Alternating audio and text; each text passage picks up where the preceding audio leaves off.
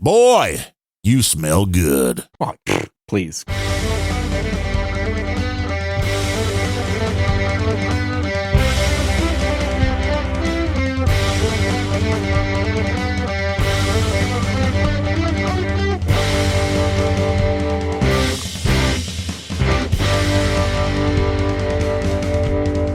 Hello and welcome to episode number 95 of Unrelenting, coming in early today on a Friday.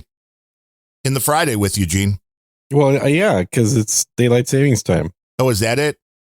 Well, that's why we're doing it right now. Do you feel like you've saved anything? Wait, we're a half hour early. How is daylight savings time working for you? It's light out. Which that'll happen most of the days. Because we're saving daylight. We are saving so much daylight. Can I use it later? Can I put it in a jar? You can hold on to it if you'd like. And why do you sound different? All of a sudden you sound clear. I'm like, wait, you did something. Do I really? I sound clear? Yes, I think so. Interesting. Yeah, here's what I did. I bumped one little tiny band in the EQs at 5,000. I put it up by 6 decibels. Which is a decent jump. I mean, they say anything under 3 you won't hear, but like every 3 decibels is like doubling, right? Is that if I remember my audio math correctly? Yeah, every 3 is doubling. I think that's correct. Yeah. And it sounds very much. It's opened up nicely. Interesting. It does no longer has that you're the teacher from the Peanuts cartoon. Like, what are they saying? I don't know. Yeah. Well, I mean, the funny thing is, it was already preset. It just was turned off. Oh, is this part of for the last several years with the microphone? What was this for? Or is it just with the It wasn't with the Motu, right? Yeah, it was in the Motu. Yeah. So you had it ready to go. Yeah, but it was off for the last 3 years. Well, that would explain it. You think? Like, why is it so low? Is that what I normally... Well, I mean, it was with it being off, it shouldn't be low. It should be flat. But now there's a slight peak to it. Now we go in, we add the EQ we had on there. It's like, you sound delightful. Wonderful. But that is right where we had the bump was actually between like 2,000 and 4,000. We had a little bit of a bump there for you. Well, it's at 5,000 now. Now everything's, I mean, I almost have to add a little more extra bass to you just to get that low end. Yeah, I didn't do anything with the bass. So at some point, maybe 2-3 years down the road, I'll flip the switch for the bass to turn that on as well. Yeah, you'll figure out what sounds good. Well, there's one preset that it's just turned off. There's no reason to be rushing into things. No, not at all. So how are things down in the, is it Moscow or Austin today? Yes, I'm back. Back from a conference. It was a Homeless SantaCon 2023. Yes, a Homeless Santa Conference 2023. Which would be the perfect time to have it because, what would Santas be doing in December anyway? Yeah. I just want to know where I can get one of them spiffy Sir Gene hats. Are those being sold anywhere? Do you have to win a prize? The beard hat? Yeah. Yeah. Yeah, you can actually get one. I'll get you a affiliate link in a little bit here. Of course, there's an affiliate link. What it's all about. You're going right back to the grift. That's right. But it's a nice looking hat. I mean, would you have that custom made, or was that just you found that and was like, wow, that looks like me? I mean, I modeled for it, but Modeled. Yeah. They couldn't make the beard long enough. That's the only problem. It just goes down. Okay. It should go all the way around the whole hat. Oh, I'm thinking the beard should just continue on after the cap stop or the hat stops. Yeah, exactly. It should just like go down into your face. There should just be beard. Yeah, just hanging off the hat. Yeah, looking like really bad gray pubes just coming off the hat. You should probably put that picture, include that in the podcast so people can see it. The one with the fake background that you posted or the real background? You could put the real one if you'd like. I love using AI to update photographs. The realism. Yeah, I got Photoshop. I haven't played around with it long enough to realize that they've got a remove green screen effect. Oh, okay. Well, they have so many different things with removing the background. And it was interesting with a lot of this stuff to see the different ways for even with videos. One guy on the YouTubes showed that you can take just a little block, because most of the time you're not, as the subject of the video, going to be going out of a little square area. So you don't need the big wide. And this is the problem with these small green screens, is they're literally cover you, but there's a lot of times your room is going to be showing on the left or the right side of the screen. And he showed how using the generative fill, you could just go in and take a square and photo of you and then go on the areas where you're never going to be and just have it create that room, and then it's there for the whole video. Unless the lighting or anything drastically changes during the video, the background never changes. I'm like, oh, that's genius. You don't need a green screen. It doesn't even have to be a real room. You just go to the AI. It creates the room for you. Never believe anything you see on the internet. That's the bottom line. Never. I think that's just generally good advice. Never believe anything you see anywhere or on the internet. Certainly not on the internet. No, the AI stuff is getting fantastic. All these AI bots now, they're fairly accurate, but they do make mistakes. And this is, I understand it's probably because of the way that they work and how they're scraping the information. But the reality is, when you have a certain amount of correctness to the answers you're getting, like I put in a few different questions about, hey, what is the Grumpy Old Ben's podcast? What is this? What is this? And it was straight on. It was 100% correct. Then I asked it about another podcast, and it put Adam Curry on the podcast when he wasn't one of the hosts. And I'm thinking, this is the most nefarious thing, is that from people that you're putting in things, you're getting those first 2-3 answers and they're 100% right. You start believing the AI. So when it starts getting things wrong, you're far less likely to go and do any kind of fact checking or double checking or confirming. And that's what everybody has to learn, that you need to do that, because otherwise that's how they're going to get you, man. We sound like one of those conspiracy theory podcasts now. Well, that's what we've always been, isn't it? A conspiracy theory podcast. You know, we talk about things. We're the American Grimerica. Speaking of conspiracy, we're the American Grimerica. Yeah, that's what we are, isn't it? I don't know about that. It's Darren, and what's the other guy's name? I always forget. Gene Simmons? No, right, could be. No. On Grimerica. Yeah. I don't know, man. Like, all I know is we're fucked. But not in the good way. Not in the good way is correct, because we'd like to be fucked in the good way, but unfortunately that doesn't always happen. In fact, it rarely happens. But we're presently fucked, because at the, what'd you call it? The Homeless SantaCon 2023 Santa conference that I went to, it became more and more apparent to me that we are completely unprepared for an EMP attack, and we as a country, right? And also that the probability of an EMP attack is 17 times higher today than it was 10 years ago. Now, is the technology to create one easier? And I'm thinking this is also a parallel to believing the AIs. We have become so complacent and so reliant on all the machines that if they were to disappear, I mean, I remember working at Circuit Shitty back in 1994 or 5, whatever that was. And having the computers go down for a few hours and then pulling out the old fashioned pads to do the orders. And it was like, oh my God, nobody knows what the hell's going on.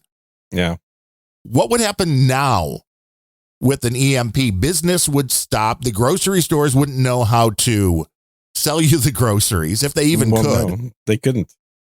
People would be looting, though. I mean, that's the beauty. Looting, people have been practicing looting that. Would still work. Yes. Looting would still be a viable means of shopping. But the problem isn't in that you couldn't buy something from the store. I mean, that's, I guess, your problem. But The real problem is that the store will not get any more deliveries.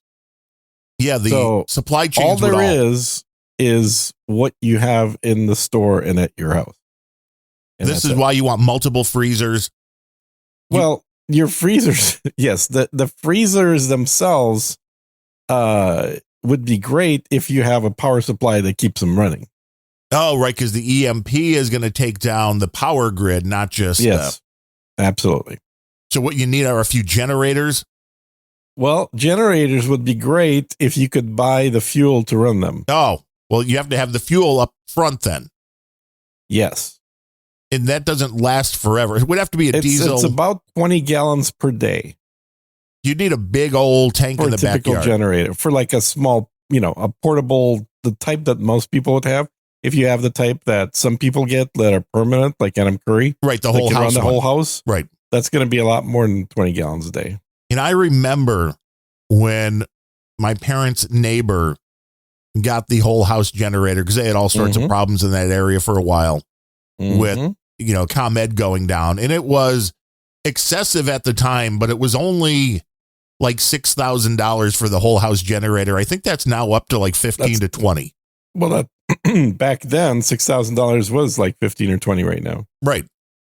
Yeah. So now it's like, whoa. I understand inflation, Biden inflation, whatever you want to call it. Not good. So being prepared for this, I mean, are you in I remember Glenn Beck doing this about 20 years ago. Like, you've got to be whatever. I don't remember his sponsor, but they did all of the food. Like, well, you can have rations for 3 years worth of food for you and your family. That's true. Do you have that? You got like a bunch of 5-gallon buckets you don't have basements. You got like 5-gallon buckets somewhere with MREs or whatever you need to keep going. Well, I don't have buckets, but yes. You're like, that's for the cheap people with no money. They buy this food in buckets. Yours come probably in sable lined crates. Sable. Only the best for Russian royalty. I mean, freeze dried caviar, of course. Oh, yes. I mean, it would be uncivilized not to have the caviar, Gene. Oh my God. I am so tempted to make that now. Freeze dried caviar? Yeah. So tomorrow I'm actually going over to a buddy's house to help him butcher a deer. And he has a freeze dryer. And I really wonder what that would turn into if you freeze dry caviar. Does it kind of just disintegrate? Well, it's about 95% water. So you would think. Yeah. It'd be like caviar dust. Uh-huh. But what great. You could put that on top of your omelets in the morning. You're like, I do that already. No. I spread my caviar dust on my omelet. Yes. I haven't had caviar for ages. I made some omelets today, put some spicy hummus in the eggs. Oh, it was delightful. I made a nice, what did I put in there? Like turkey, cheese, salami omelet. Ooh. I mean, it was fairly healthy until you got to the salami. Well, I mean, it's still mostly healthy. When you put salami slices on a hot griddle or pan, the first thing that happens is the fat drains out of there. True. Or it goes right into whatever you're cooking. So yes, but don't talk about that. But makes it taste better. Yes, it does. But you can literally just put like 4 or 5 slices of salami instead of using butter. Yeah, or bacon. Because all that fat will drain out, and the salami becomes kind of crispy and salty. Yeah, then you just slide that right on into the omelet, and you're like, oh, this is good. Mm-hmm. Well, that's one thing I find. If you use things that have like ham or salami, something that has salt in it, you don't really have to salt the eggs. Oh, yeah, no doubt.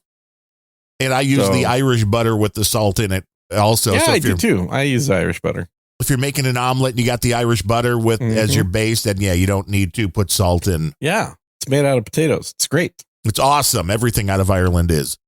Pretty much. Use a little bit of the seasoning salt from Gibson's restaurant here in Chicago. Yes. It's good on eggs. It's good on chicken. It's good in your eggs.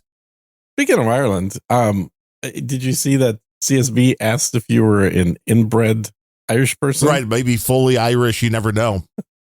You never know. And it's a good point because I'd never really thought about it, but like, pure bread and inbred is kind of literally the same thing. Well, here's the thing. The side of my family that is Irish is on my dad's side. The side that is Polish or Slovak is my mom's side. So the Irish side I could see could always be questionable using CSB's logic. But the Slovak, Irish, or the Polish side, that's a little harder. The Irish, you never know. You never know. Well, you should donate some DNA to the government. They'll tell you. Yeah, they would be more than happy to tell me. Yeah. Even though wasn't it 23andMe that just had like half of their records stolen by hackers? Sure, but what's that? It's not a big deal. Somebody's building a new gene somewhere. They got your DNA. Yes, the most valuable of all DNA. You do not want to send your DNA into random places. I just don't understand why you would want to do it. Well, clearly, so you can tell CSB what you're made of. True. Or I could find out that I'm the heir to a throne in Ireland and maybe I can move back and live out my days. Every person that I know who claims to be Irish has a castle back in the old homeland. See? Every single one. Got to. So I'm sure there's an O'Neill castle somewhere. Yep, in the northern part of Ireland, from what I was told by the Irish when I was there. That would be the British part of Ireland then. I think it's northern, but not in Northern Ireland, but in the northern part of the Republic of Ireland. Okay, so it's more northernmost west. Southern part, or the southernmost northern part. It's northern, but it's the western part of Ireland, where Northern Ireland, which is UK controlled, is northeast. Yeah. And there's a hell of a bar there, man. If you ever go to Belfast, you got to go to the Crown, man. Yeah. Even though we asked when we got to the hotel, and I know I've mentioned it before, I still think it's funny, though. When you travel in Ireland with a couple of couples and one has an Irish last name and one that doesn't, do a very fun thing and see whose room's better at every hotel you go to. Because once maybe or twice you could be like, that was just a coincidence, but no. It seems like if your name starts with an O apostrophe, they're like, so I should book as Onuf Tuliev. Yes, exactly. Yeah. That's how you want to go if you're going to Ireland. Oh, where's your family from, laddie? Donegal. Yeah. Donegal. That's where it's from. Donegal. County Donegal, yes, eh? But when we asked where... I'm rather partial Galway. Galway's nice. Get a Galway girl. When we asked where we can go, grab a bite to eat and a pint, they're like, go down here to the Crane. Like, what? The Crane. Yeah, the Crane's a good place. Yeah. The Crown, that would be. The Crane. What? I don't even understand how they're pronouncing it. It's the crying bar. See, everybody's crying in there. Might be. It's a beautiful place where all of the booths, they call them snugs, all the wood in the place was from the same source and built at like the same time, as legend goes, as the Titanic. Oh, well, of course. Yes, of course. So basically, all the wood got shipped from Southern Ireland up there. And then they sunk it to the bottom of the ocean after they put it on the ship. But they did have some good sticky pudding. Yeah. You can get good sticky pudding in Belfast. I'm trying to remember. Is it the white line? What was from the Titanic? Yeah, the white. Yeah. White something. White. But anyway, I got glasses from them. Ooh, fancy. Yeah, Titanic glasses. Yeah. And then the bastards broke in shipping. Well, were these just commemorative or they got White Star actual line? Titanic glasses? They they brought them up from the wreckage. You bought a piece and... no, they were made for the Titanic. But never made they obviously made a lot more than they took on one voyage because they expect people to break them all the time. So they made a whole shit ton of them and they were still available. Well, obviously, I thought that would go very well to pour myself a drink into one of those glasses, smoking a pre-Castro cigar that I had. Yeah, I was saying, when did you order these? I mean, the Titanic sunk in 1912. Did you, 1915? No, this was in about 1927. Okay. But luckily... Mail order was way different back then. Well, no, I was in Ireland. Oh, well, that's even better. Yeah. Yeah, that was from Waterford. Waterford's the factory that actually manufactured them for the White Line. And now the Waterford, the Crystal plate, Waterford Crystal is moved to Poland now. Yeah. Polish crystal has actually historically been some of the best crystal out there. Comes from a heavy dosage of lead in the air in Poland. No, it's better than lead in the water. Absolutely. And so the best crystal always has to have a high lead content. You got to be careful. You got to know what you're dealing with, but it is beautiful. Makes what are we talking about now? The Polish crystal. Oh, right. Or Waterford or whatever. Or the Polish women. It doesn't matter. You've heard of Swarovski crystal. Yes. Oh, yes. Yeah, that's the one that they use overall for all of the Disney stuff. And oh my God, do they overcharge for that? Oh my God, yes. Oh, would you like a Swarovski crystal Disney castle that's like 12 inches high? It's like, that'll be $89,000, please. Like, damn. Like, no, I would not. That's even more expensive than Lego. Yeah. Amazing, right? You thought you hit the top when you hit Lego. Yep. Yes. But no, crystal even more. So CSB says, fuck, you should start unrelenting in 20 minutes. You started too early. Of course. You said, let's start early just to annoy CSB. Oh, I would never say that. I can't believe you just said that. Jesus Christ, man. I mean, are we ending early? Or are you just doing an extended show today? No, I'm not ending. I thought we started on time myself, but you're just like, I want to get in early. I don't know, man. I'm just, stuff. I thought your voice really just sounded better the earlier in the day it was. It does. It really, I think it does. I don't know if anybody else agrees, but I certainly enjoy my own voice early in the day. Now that you're prepared for the EMPs. Yeah. No, I'm not quite there yet, but I'll get there. I made some good friends at this Santa Claus unemployed event. You're like, can I come stay with you if we get hit with this, please? Well, luckily, I have several thousand blankets to shield myself with. Oh, and what about the ponchos? Or ponchos. That's what I meant. Yes, poncho blankets. Yes. Now you could trade those. I mean, that'll be worth gold. Yeah. I think more than gold, personally, is what I'm thinking. And crypto and gold are both going up right now. So those ponchos they are surprising. I really thought that we'd see a dip back down in crypto, and we may still this month. I was predicting like 33,000 this month, and we're at 43,000. So I'm off a little bit. And I noticed today that the Cardano, which I had just left for dead, is rallying. It's up like 20-something% today. Good time to get rid of it. I know. I said I had a bunch when it was at $1. Yeah. It went up to $3, and I was like, yes.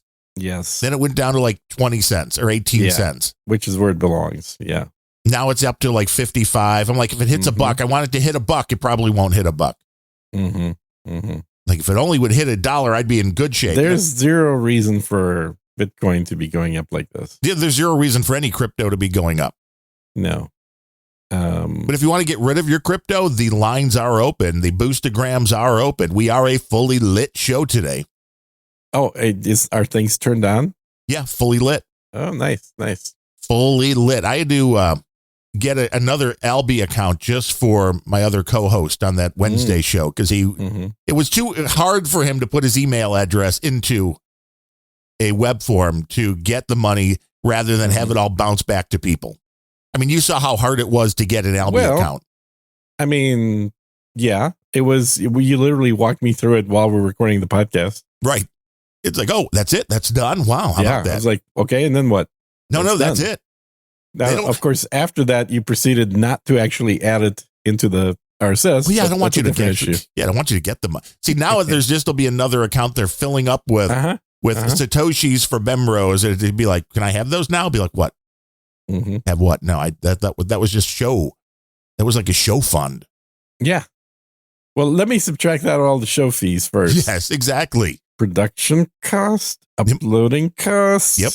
Downloading cost. Oh, Photoshop subscription. I remember you mentioned that one to me a while ago. Yeah. Yes, that's $280 for Photoshop. I have to subtract out. There are costs. What else we get? Lots of costs. Lots of costs. I did just buy a cleaning plug-in. Costs. Yeah. I was the guy I bought a plug-in to use to make this show and the other one sound better.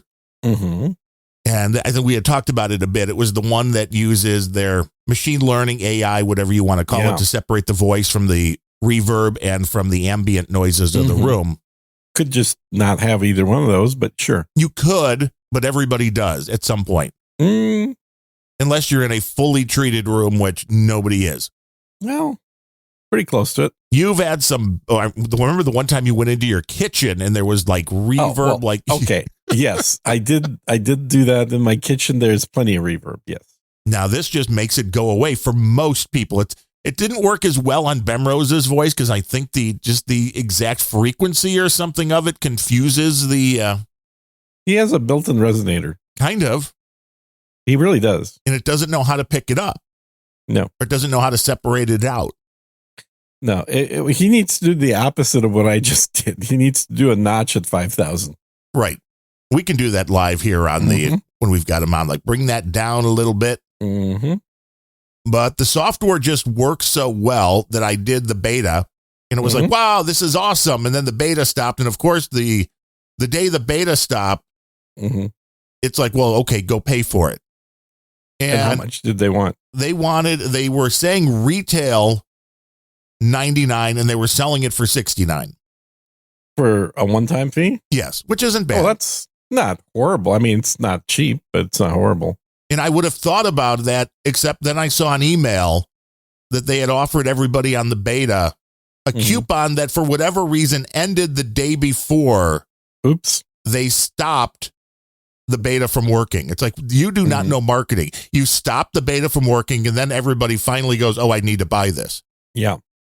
So I emailed them and they gave me another coupon code and I bought it for $29, which seemed like a bargain. Well, that's definitely reasonable. Yes. Yeah. Because it works. And it's like, it's way easier than Piracy. Piracy only makes sense when the amount of money you're saving is greater than the effort to get the pirated program. Well, okay. Yeah, I could see that. Sure. I mean, if you have, and I may or may not have ever, programs that are, which not Photoshop, because of course I have that now on a nice cheap deal. But when the program costs, $500, $1,000, well, then piracy is a way more viable option than, oh, give me $29. Cool. Yeah. Well, this is what Adobe figured out a long time ago. They know I think they've forgotten it by now. It was beautiful back in back in the day, I remember going out to the store. Yeah. Physical media. And buying a copy of Photoshop for like $699. That's back when I was working for them Playboy Playmates. Yeah. And you needed Photoshop. And it was way harder to pirate things when it would take 24 days to download the program at the current speeds that you had on your internet connection. Yep.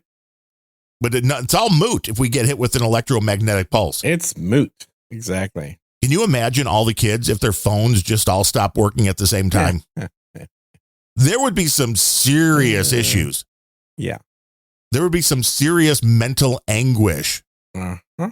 This is why parents, you should teach your children how to survive without the phone in their hand. Absolutely. Like, what am I going to do? I can't get onto TikTok. The red Chinese government won't be able to tell me what to do today. They won't be able to filter my news.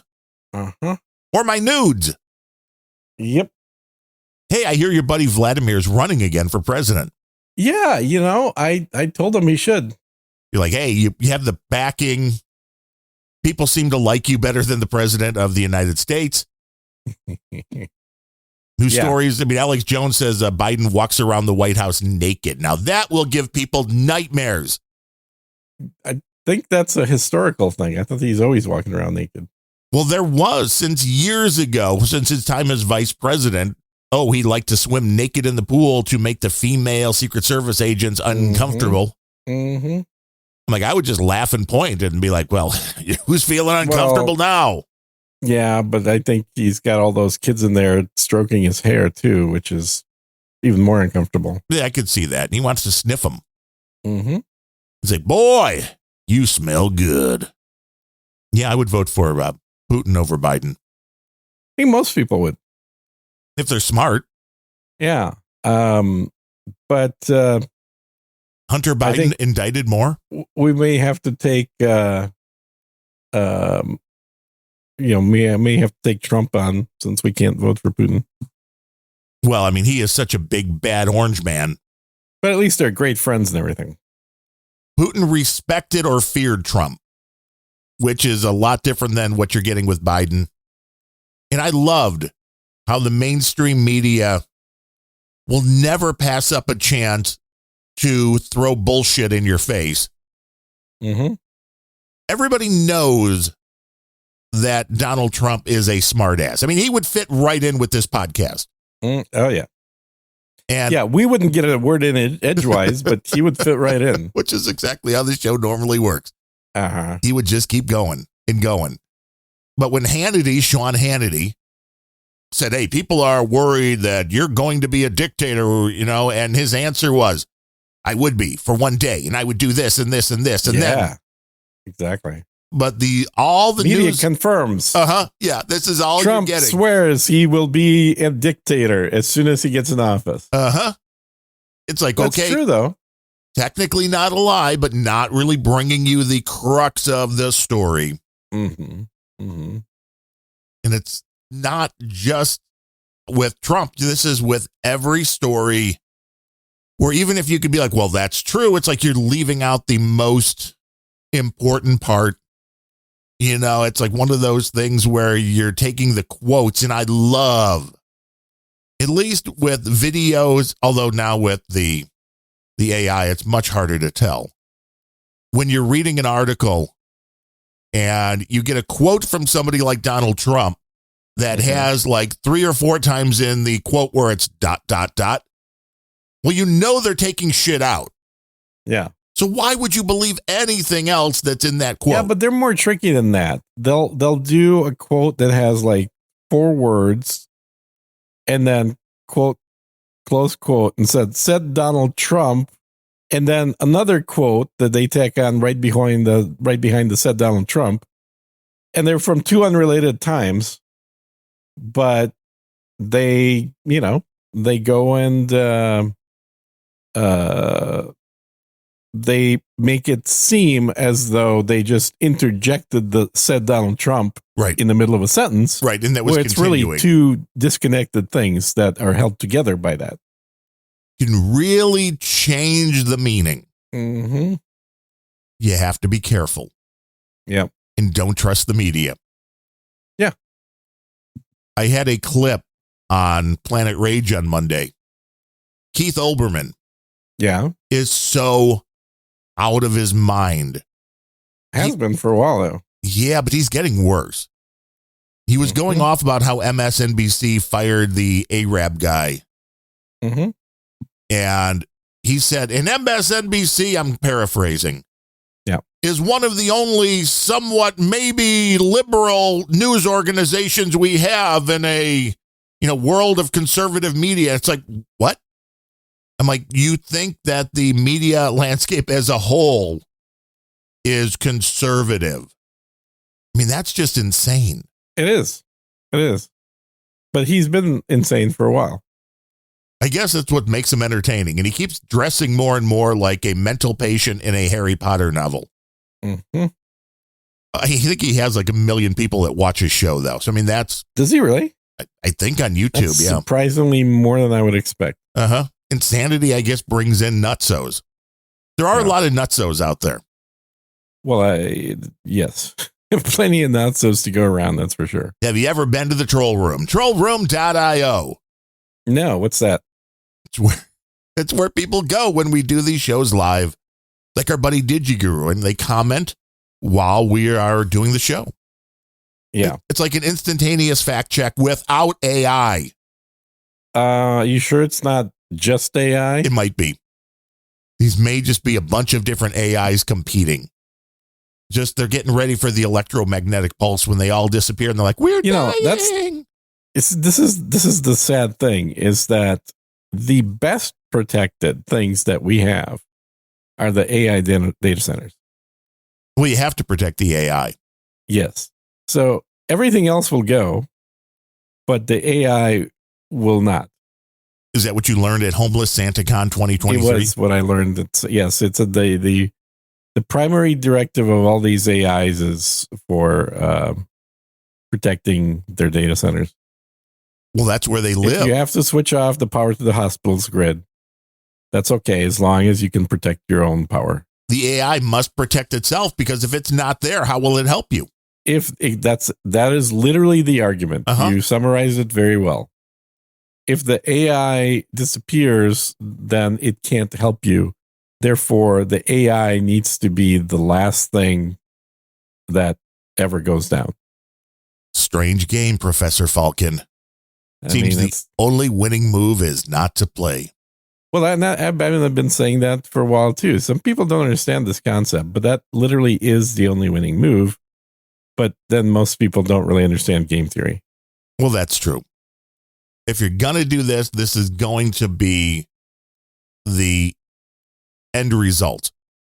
It's like the kids with the phones. Kids would have done great without the phone. And then you got the devices and it's like, wait, wouldn't this be great? We can carry around a device that more than just a calculator, it can have the answer to every question we ever need. Yeah. Nobody ever thought about, well, what if the answers it's giving you are wrong or lies, intentionally trying to hurt you? Nobody thought about that. Yeah. It's I wouldn't say nobody thought of it, but certainly it's the law of unintended consequences. People are busy focusing on a few specific things that they want and then not really considering the big picture. Well, and with the society as a whole right now, it is so reliant on the internet and electricity. Mm-hmm. I mean, all these electric cars. Well, when you live in a completely electrical car world, mm-hmm. and you get an EMP and the grid goes down, nobody gets to get around. Yeah, well, yes, but you could keep your electric car in your garage and have a Faraday cage in your garage, which would make sure that your electric car isn't affected by an EMP as long as it's stored there when the EMP goes off and it's not somewhere in the street.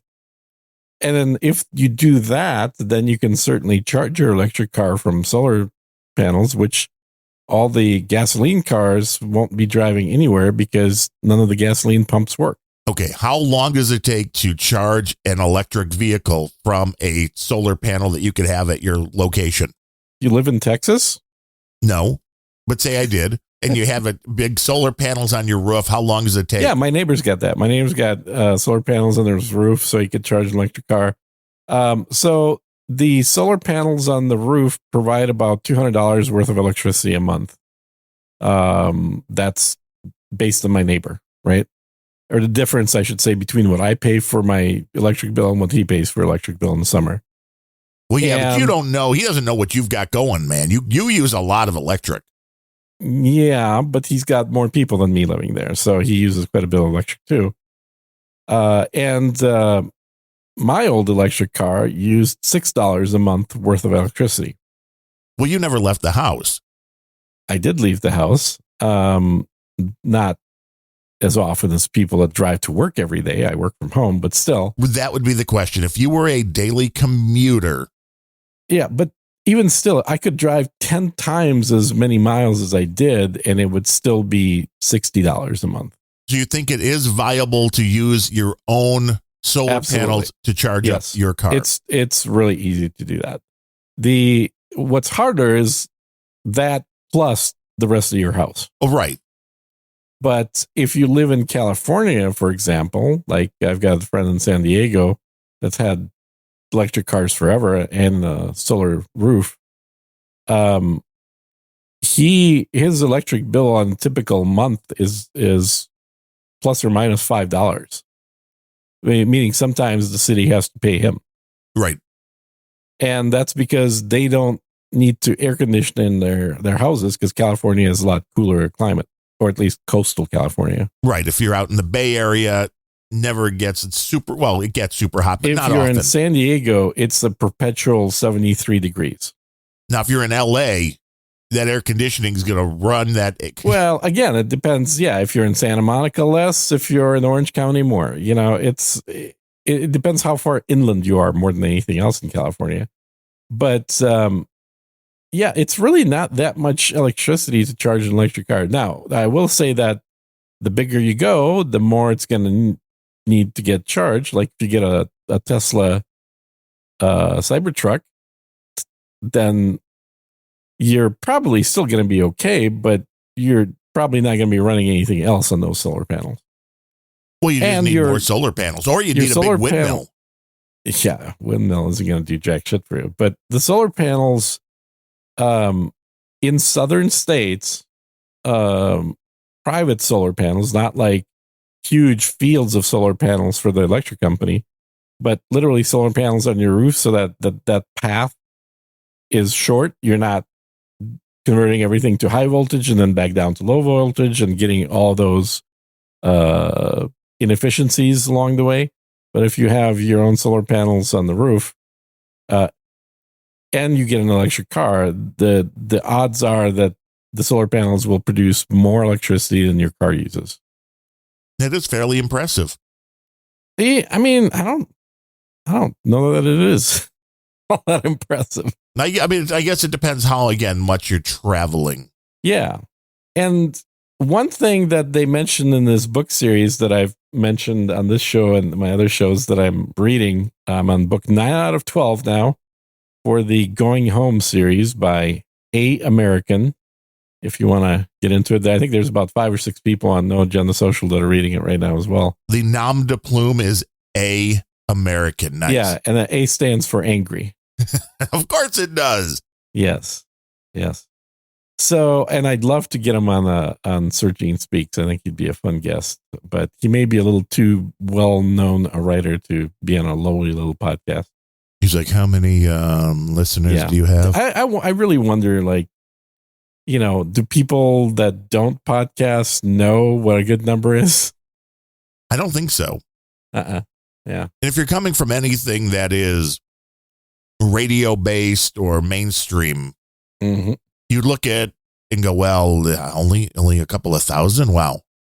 But it's like, yeah, that's a couple of engaged thousand, which when you're dealing with radio, you really don't know how many people stay tuned in. There's no way to know. It's a guess. You're taking a percentage of the people that will report back to you, or that they let you have a radio that logs everything it's on, like the Nielsen's with the television stuff. It's getting so much harder to track any of this as everything gets fractured, as people watch things on YouTube or other various places, or they get through the piracy. There are just so many ways for things to go around the internet now.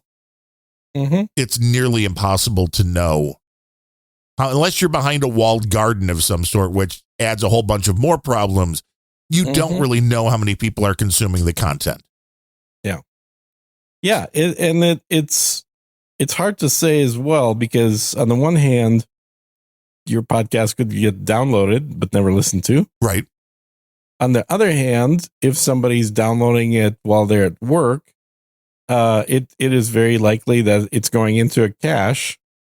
And because a lot of companies, to minimize the amount of traffic that is wasteful traffic, meaning employee crap, they will put in, a cache along the way for the entire company. So if somebody downloads the same thing 10 times, it only downloads it once and then uses the local copy. And this is for things like, you go to a website like Google or something, there's a static graphic of the Google logo. Well, it's not going to download that logo every time. It's going to download it once and then check size to see if the size changed at all. And if it hasn't, it's going to use the local copy. So it's it's a thing. Yeah. You want to store all of your podcasts on a hard drive in a Faraday cage just in case an EMP hits. Or a backup, or just have your NAS system, or get some of these devices. Like, for example, I met the founder and CEO of EMPshield.com. Ooh, where if you use the code SirGene, you will get a discount on your purchase. I think it's a 10% discount. You're like, hey, can you give me a coupon code, man? Actually, I already had a coupon code. I was already an affiliate for them before I met the guy. But it was kind of fun meeting meaning the guy. And he showed me an upcoming product that is not yet released. Is it going to protect everybody from an EMP? It's going to protect my car. Ooh. Mm-hmm. Well, that will be a big seller. Yeah, I think so. I think it'll be a huge seller. I don't know if it's going to work or not, but hey, they have a $10,000 guarantee that their products will work in case of an EMP detonation. And if there is an EMP detonation and they don't work, they just go bankrupt and don't pay anybody. Well, why would they go bankrupt? Because I think if your product didn't work for the thing that it was specifically meant for. But how are you going to know if it works or not? Well, you'll know. Unless there's an EMP. Hey, they were and featured if there's an EMP, you just have to email them and let them know, but there won't be any email if there's an EMP. Well, not really their problem, is it? No, it is not. They were featured on Worldwide Business with Kathy Ireland. Whoa. Uh-huh. That's big. Yeah. I mean, I would have been much more excited with Kathy Ireland back in 1986, but. Yeah, have you seen her today? Not quite like she looked in 1986. Nope. Yeah, you should stop bringing up these models back from when you were young, because the way they look now is way worse than you, actually. Is that even possible? I mean, I guess. That is just the sad reality of it, is that it's the old saying goes, when the candle burns on both ends, it burns twice as fast. I did see a photo the other day of Barbara Eden out and about at 92. Oh, no. Yeah, she's still, I mean, she looks like she maybe, in her 70s. She's, really? Yeah. Does she look like Dolly Parton looks now? No, less fake. Less fake? Yeah. Okay. But it's like 92. Damn. That's pretty good. Getting out and about. Mm-hmm. Yes, Digiguru. My most famous quote ever. Not everybody gets to fuck Adriana Lima, although, as he says, have you seen Adriana Lima? He does say it's depreciated now due to aging out. I think it's deprecated. He says even Tay-Tay is pushing the age envelope. Well, yeah, she will be 34 next week. She's an old hag. That's why her biological clock is ticking. Tick, tick, tick. Oh, I guarantee you she's got more frozen eggs and ready to mix and mingle with some fresh, hot, young sperm. She is the person of the year for Time Magazine. Just like Hitler. Yay. Yay. Well, this is her second time. Did Hitler get it twice? No, Hitler only got it once. See? Because Stalin got it the next year. You're like, yeah, you lost your glow. Mm-hmm. Yeah, Hitler, I think, had it in 1936, I believe. Is Man of the Year. Because he's the guy, rejuvenating Germany. I guess there are some people, I saw this on a reliable news channel, the O'Reilly Factor, or the No Spin News is what it's called now. I'm sure the other one, that name is owned by Fox. Mm-hmm. But he said there were a decent amount of backlash to them choosing Taylor Swift because, of course, she's white. So I love when these far I'd like to liberal find out people, if she's actually white or not. I don't know. I guess maybe I have to go to 23andMe. Yeah. Have you looked into her 23andMe? No, but I just think it's funny when the liberals eat themselves. That when you have somebody that is such a proponent of your liberal causes, and it's like, it's just person of the year because she's white. And I'm sure it's a lot of the people are mad that. I'm sure somebody said that about Hitler too. Probably. And he was like, hell yeah, I am. Mm-hmm. Mm-hmm. I think that Time Magazine made a decision based on the fact that they wanted to maybe actually sell copies of their otherwise defunct magazine. Because Taylor Swift fans are insane. So what does Time Magazine normally sell now? Like 10,000 copies a month or something like that? I mean, it can't be a lot.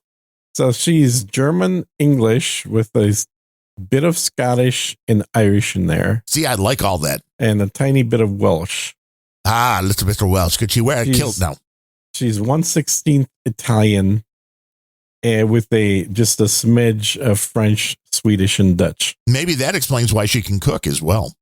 I think the Swedish is where the blue eyes come from. Could be. Because none of the rest of those would have, well, actually, Irish would have blue eyes as well. The concept of wanting to sell magazines, though, the Taylor people are crazy. Oh, they're insane, dude. I've watched some of these videos. So they're literally like, it's a cult. It's a serious ass cult. the Time magazines will be flying off the shelf in a way they would not for anybody else. So that has to have some kind of an effect. Did you buy one that's still in plastic wrap and save it so you could sell it later? No, although I should. I'm shocked you didn't. The very first, there are a few of these that I've seen. Taylor Swift genetics most closely matches that of George W. Bush. Hey, nice. Mm-hmm. I met him. Never met Taylor. Hmm. Which I mean, I would trade those two if possibly. Now, what was my train of thought? I know it was right on track, and then it went like right off. Well, that's all right. What else can we talk about? Right off. Besides the selling the magazines, it was like the very first time Michael Jordan was on the cover of Sports Illustrated. The highest, there are companies that like grade the sporting cards, like we talked about. There are companies that do the grading of magazines as well. Well, I would imagine. And VHS tapes and all sorts of other weird things. I remember when I got rid of like 3 boxes of Playboys still in their packaging. You're like brand new in the plastic. Yeah. And I was like, nobody wants these. And now there's a huge market. I don't know that there is, but there certainly wasn't when I got rid of them. I've seen people spending hundreds of dollars on old Victoria's Secret catalogs from like the 80s and 90s. Well, I could see that. But Playboys, I mean, who wants those? It's a little bit different.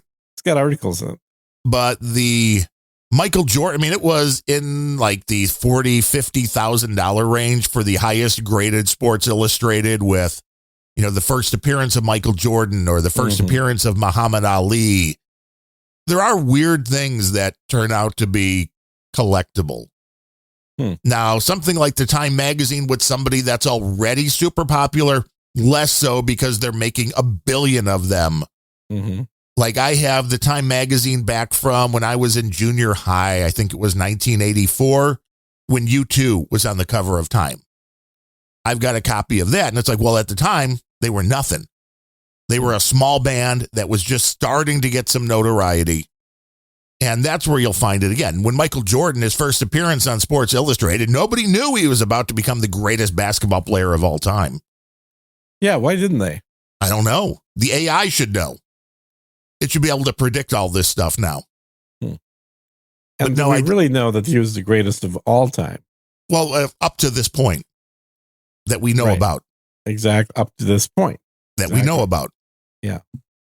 I mean, there were a lot of people that could were be really, some kid in, Cuba that's better or something. Yeah, you wouldn't know because you didn't have the Can't press. travel there. It's illegal. You've been to Cuba. No, I haven't. You have never been to Cuba? No, of course not. That's illegal. Thought you were based there for a while. No, we were not. Hey, sorry. I'm pretty based, but not in Cuba. But no, I did not. Do you mean that people think I'm based? Right. That are in Cuba right now? Well, I guess I am based in Cuba, yes. Could very well be. But no, I did not run out and buy a copy of the Time magazine and don't really have any interest in that. I'm surprised. Do not have any interest. I mean, you talked about it for the last 10 minutes, so you kind of do have an interest, so I'm surprised you haven't bought it. Because people are like, the question of why did they choose her? Also, made $1 billion on a tour. It's like it's the largest grossing tour ever. And even she's a machine, man. Yeah. Back in 1975, Bruce Springsteen was on the cover of Time and Newsweek at the same time. Now, that was impressive back in the day. Now it's all pay for play. You can detect when there's a Taylor Swift concert going on. Yeah, seismically. Multiple states away seismically. It's a beautiful thing, man. People go crazy. Yeah. And if you wonder how, I did see a blurb the other day that she said to get ready to perform these concerts because she's doing the Springsteen-esque 3-hour shows. And she is running up and down the stage. Every day, she would run on a treadmill while singing the song. She did this for like weeks or months to get ready for the...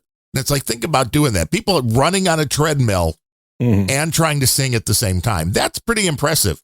Well, are you sure she wasn't just lip syncing? I don't know for sure. I mean, I don't know. Maybe that would help you in the concerts too. I mean, if she wants to practice, that's probably what she ought to be doing when she's running on a treadmill. Then is just lip sync. Well, but you're not putting out the same effort if you do that. You got to get that lung capacity going. Well, that's why you have to practice when you to really look like you're sweating and yet you're lip syncing to the point where it looks like you're singing. When you have to practice You enough, really think she's singing? Come on. When the audio comes out, you can tell because there's either a change in the way, because nobody is going to sing the same song the same way every time. Mm-hmm. And this is where a lot of the live acts. Luckily, we have AI to do that. Well, yeah. So it sounds different every time you play it. Ooh, you're right. Well, this is the an ability we didn't have, kind of almost up right until this point, is for musicians That's to be why able Milli Vanilli got caught. Right. If they had AI, they would have been caught. Well, if things could be varied a little bit with each performance, then yes. Or like that Simpson girl, the younger Simpson sister that was singing on Saturday Night Live. Oh, right. Ashley Simpson. Where the audio cuts out. Uh-oh. Now what? Whoops. Hey, television is well renowned for having people lip syncing, which I don't really get. Yeah, because you would think it's a much smaller, more controlled environment than a concert in a huge stadium outdoors where it would make total sense to lip sync. Yeah. Or because you're doing the running back and forth and you're doing such a visual aspect of the show. Exactly. That you want to give people everything. And most people, if you're doing all the dancing and physical aspect, the singing is going to suffer. Mm-hmm. So there is a certain amount, which is why there's so many background vocals. And even the artists that do sing on stage, a lot of the times they have their own voice already recorded as background and everything. So you're absolutely right. Yeah, that happens all the time. I was watching a video, the producer talked about that. It fattens it up. And it's like, well, they're technically singing live, but we also have them singing in the can in order to fatten that up. Yeah. It's the beauty of it. But that's why if you really want to know whether or not somebody can sing, you need to listen to them a cappella in an environment with shitty audio acoustics. Yeah. I mentioned that about Michael Bublé. Was it on this show or was it on one of the other shows? No, it was one of your 27 shows. When I saw with my parents, saw Michael Bublé before COVID. So maybe 6-7 years ago. Mm-hmm. And there's one point, because I guess this happened to him at one point where the power went out during a show.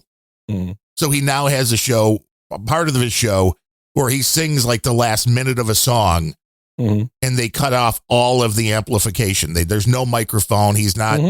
And you could hear this guy throughout the arena, which was a basketball arena where we saw him, where the Bulls play. Yep. And it's like, dude, he could actually sing. Yeah. And project. That's the impressive part, because there are a lot of people that get so used to these microphones that, I can sing, but it's only this loud. You should go watch an opera.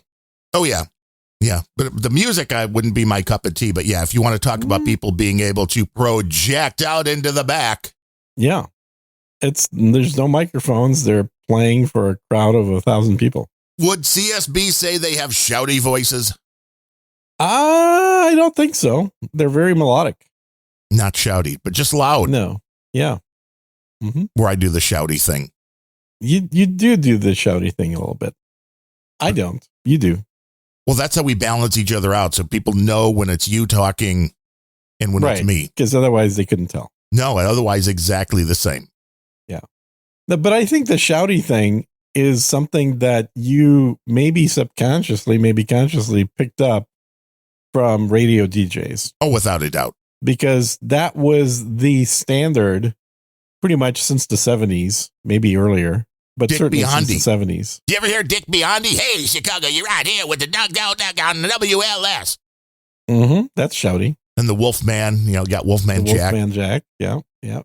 Brandmeier did his shouty bit too. Yeah, and Howard Stern. Yeah. Mm-hmm. It's part of the performance, because as, I go back and listen to podcasts that I did a decade or more ago. Oh, God. Do you really? Yeah. I mean, I don't listen to them all the way through, but you can tell the delivery is more like, we're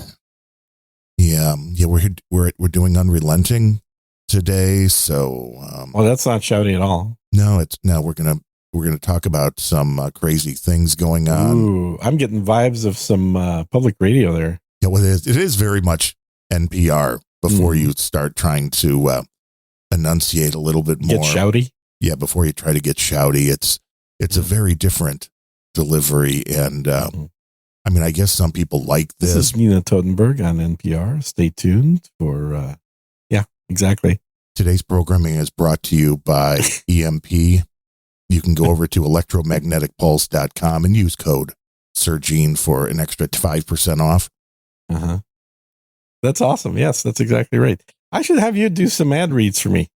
Yeah, I have all different types of voices. I go from shouty voice to laid back voice to country. You have a CSB voice. Oh, Darren, do not do shouty voice. No, that Russian is bad. Tell Sergine, make sure he follow me on Twitter. He is getting voice lessons. I did not know this. Or maybe I wasn't supposed to say that. Or is it all on AI?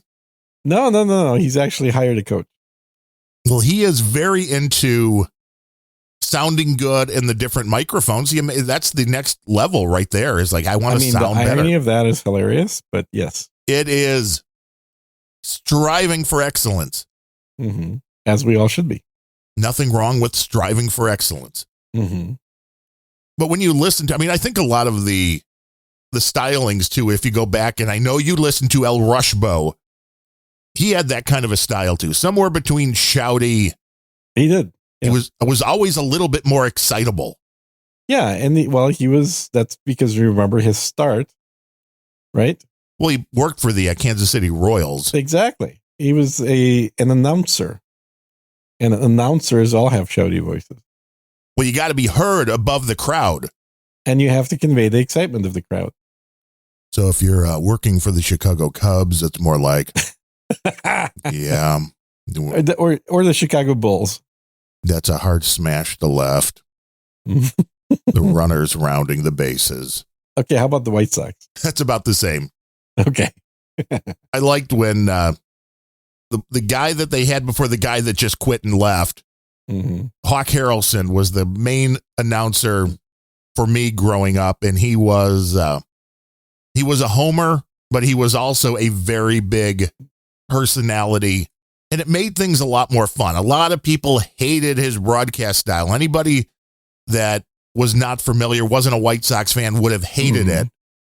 But when I started going and dabbling, once the internet was there and these MLB program, my dad started getting the MLB package, and you can get it then online as well as through DirecTV. I start listening to other teams, and you realize just how boring most baseball announcers are throughout the 30 teams. Sure. And it was a totally different experience. I got a question for you. Of all the sports, which is the best to watch live and which is the best to watch on TV? I think that it all depends on your personality, because baseball live, if you're with people and you're having a conversation, then baseball is a much more apt to that because there's a lot of breaks.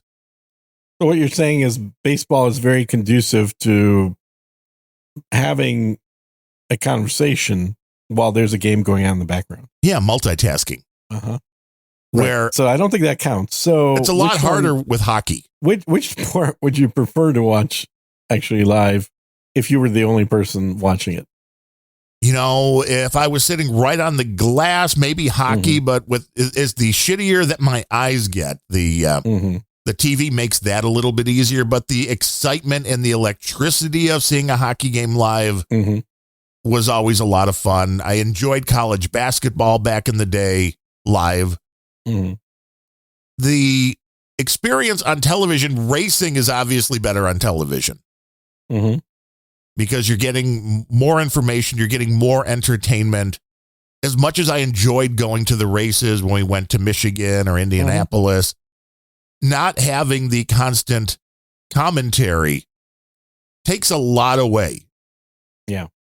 So that's maybe the best on television would be racing as opposed to live.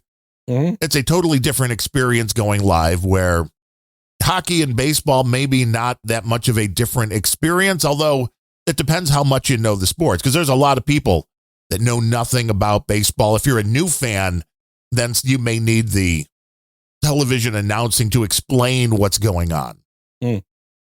Yes. So I think it's really a balance. There's no easy answer like, well, what's better on, except for racing and like the track in your area. I agree with you on racing, although I will say that for on TV, I really enjoy curling. Well, I mean, who wouldn't enjoy curling? Right, but more so than in person. Do you watch male or female curling? Both, actually. Oh, do you place bets? Yeah. Is this something, the Winter Olympics is a big event? Well, I mean, we had a curling team in school. Back in Moscow, right? Yes, back in Moscow, exactly. And as far as in person, I think billiards. Ah, well, is that really even a sport? Oh, please. Of course it's a sport. What do you mean, please? I don't think most people consider that a sport. Well, most people would be wrong then. That's absolutely a sport. Go to see good old Mark Sconey or who were the big, I forget, I used to know a bunch of pool players. Mm-hmm. Minnesota Fats. Minnesota Fats, right. This was like from back in the day. I was thinking about this. Back in my day. I was going through music and I saw something like from Fats Waller and I'm like, there was a time where people were okay with being Fats called Domino. Fats. Yeah. Yeah. I mean, now it's like if somebody's like, hey, here's a podcast, Darren O'Neill along with Fats Nevtuliev, you'd be like, fuck you. Well, I believe the podcast is colloquially known as two fat guys, one of them with a beard, the other one's blind. Yes, exactly. We just call each other Fats. Mm-hmm. Nah. Now, down here, I have noticed that there is a way that people kind of still do that. They still imply fats without using the word. They use tubby. No, they use jefe. Jefe. I think that's Spanish. It is Hispanic. Yes, you're correct. Jefe. And it like it means boss, but the only people that ever get called jefe are fat dudes. Hey, el jefe. Mm-hmm. Yeah, I can see that. Ned wants to know if you're going to say darts next as a sport. Darts? Darts, yes. No, I don't play that. And he says you just enjoy the attractive women that play pool. That I can see.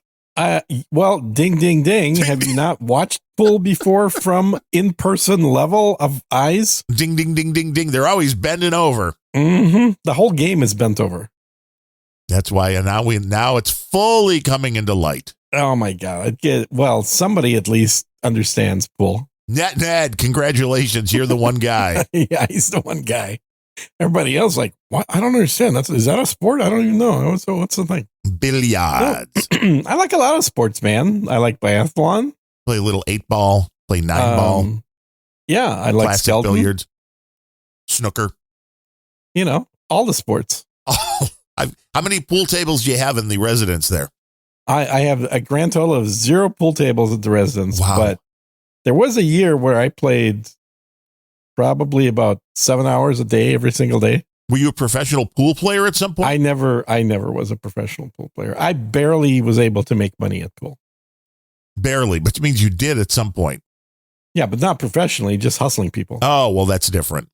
Yeah, that's totally different. I never won a single event. Why don't you have a pool table? They take a lot of space for something that doesn't get used a whole lot unless you're really focusing on playing pool.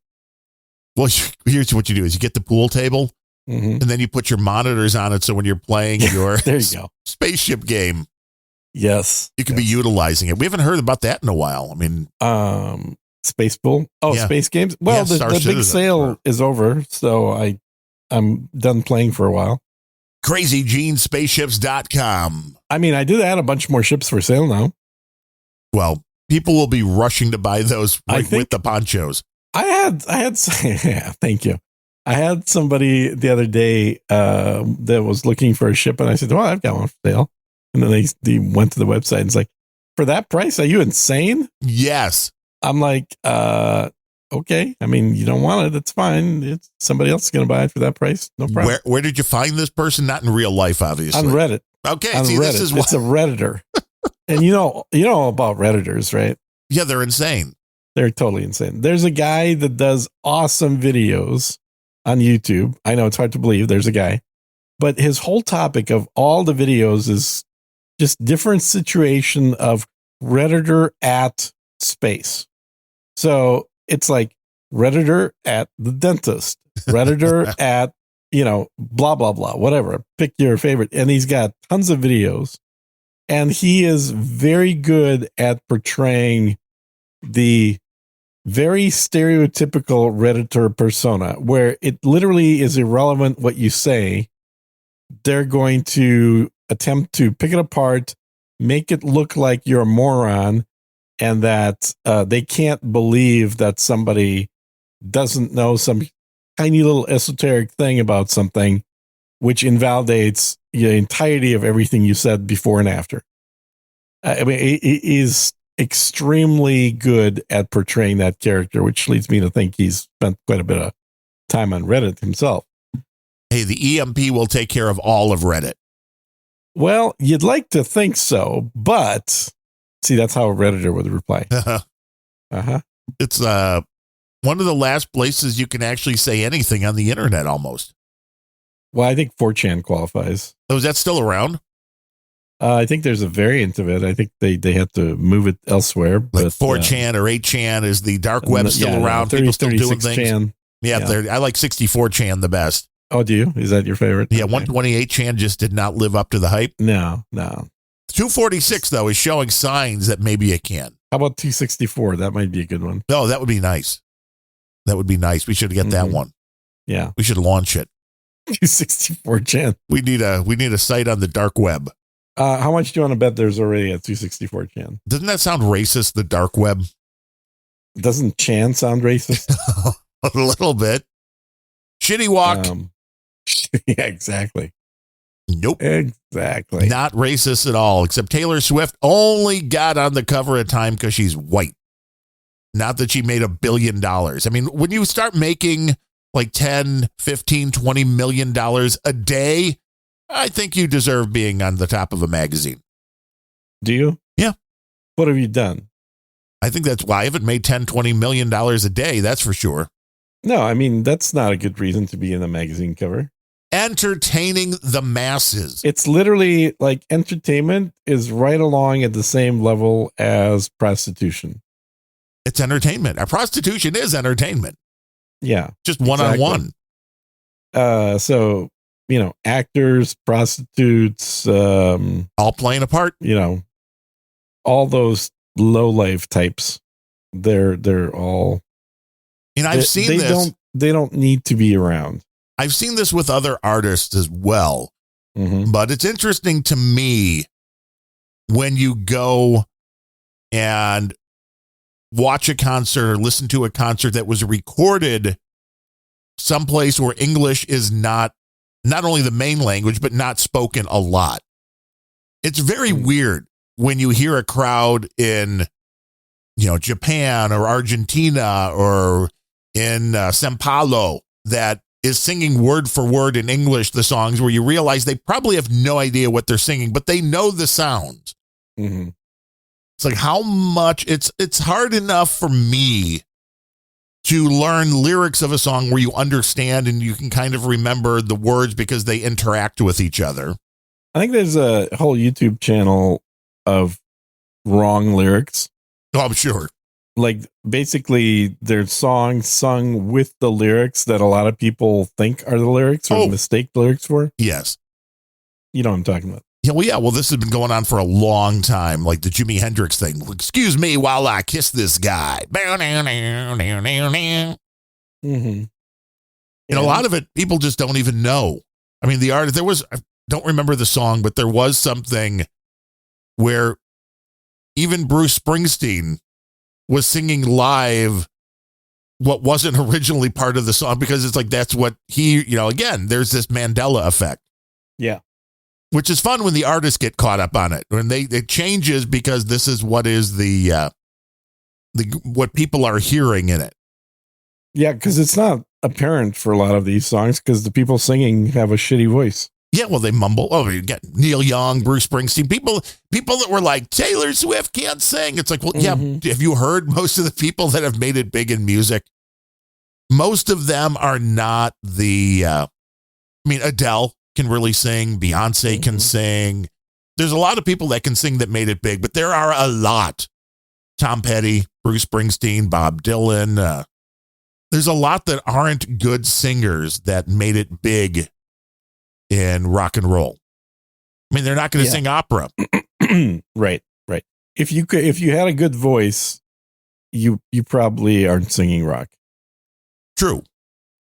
Yeah, and that says Argentina with notable singing. Exceptions, obviously, like Freddie Mercury. Well, Freddie could just belt him out. Yeah. Iron Maiden's Fear of the Dark. That's right. That Flight 666 video. It's great when you hear another country going out. But Freddie Mercury, hell yeah, that guy had a voice. Yeah. Not all rock and rollers do. I mean, Mick Jagger, not exactly a good singer. No. But he has the attitude. But that's the thing, is rock music is not about the music, which is super simple. And it's not about the good singing, because it's not good. No, it's attitude. It's about an attitude. Exactly. Punk music, even doubly so. Yeah.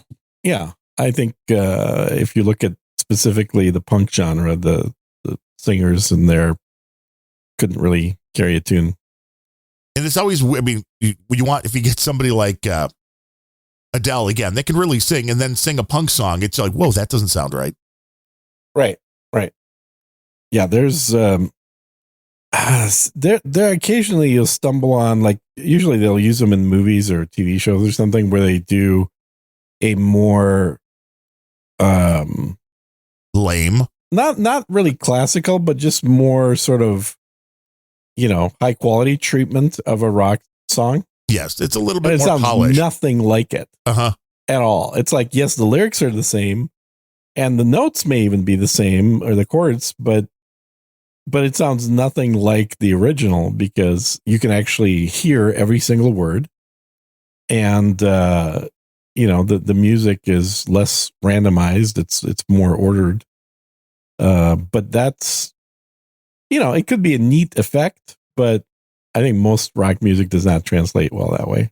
For those that listen to the 2-hour folk hour on No Agenda Days, on the No Agenda stream, Dusty Apples and the Reverend Dr. Pfeiffer, they often bring like country/bluegrass covers of heavy metal songs, and some of them are fantastic.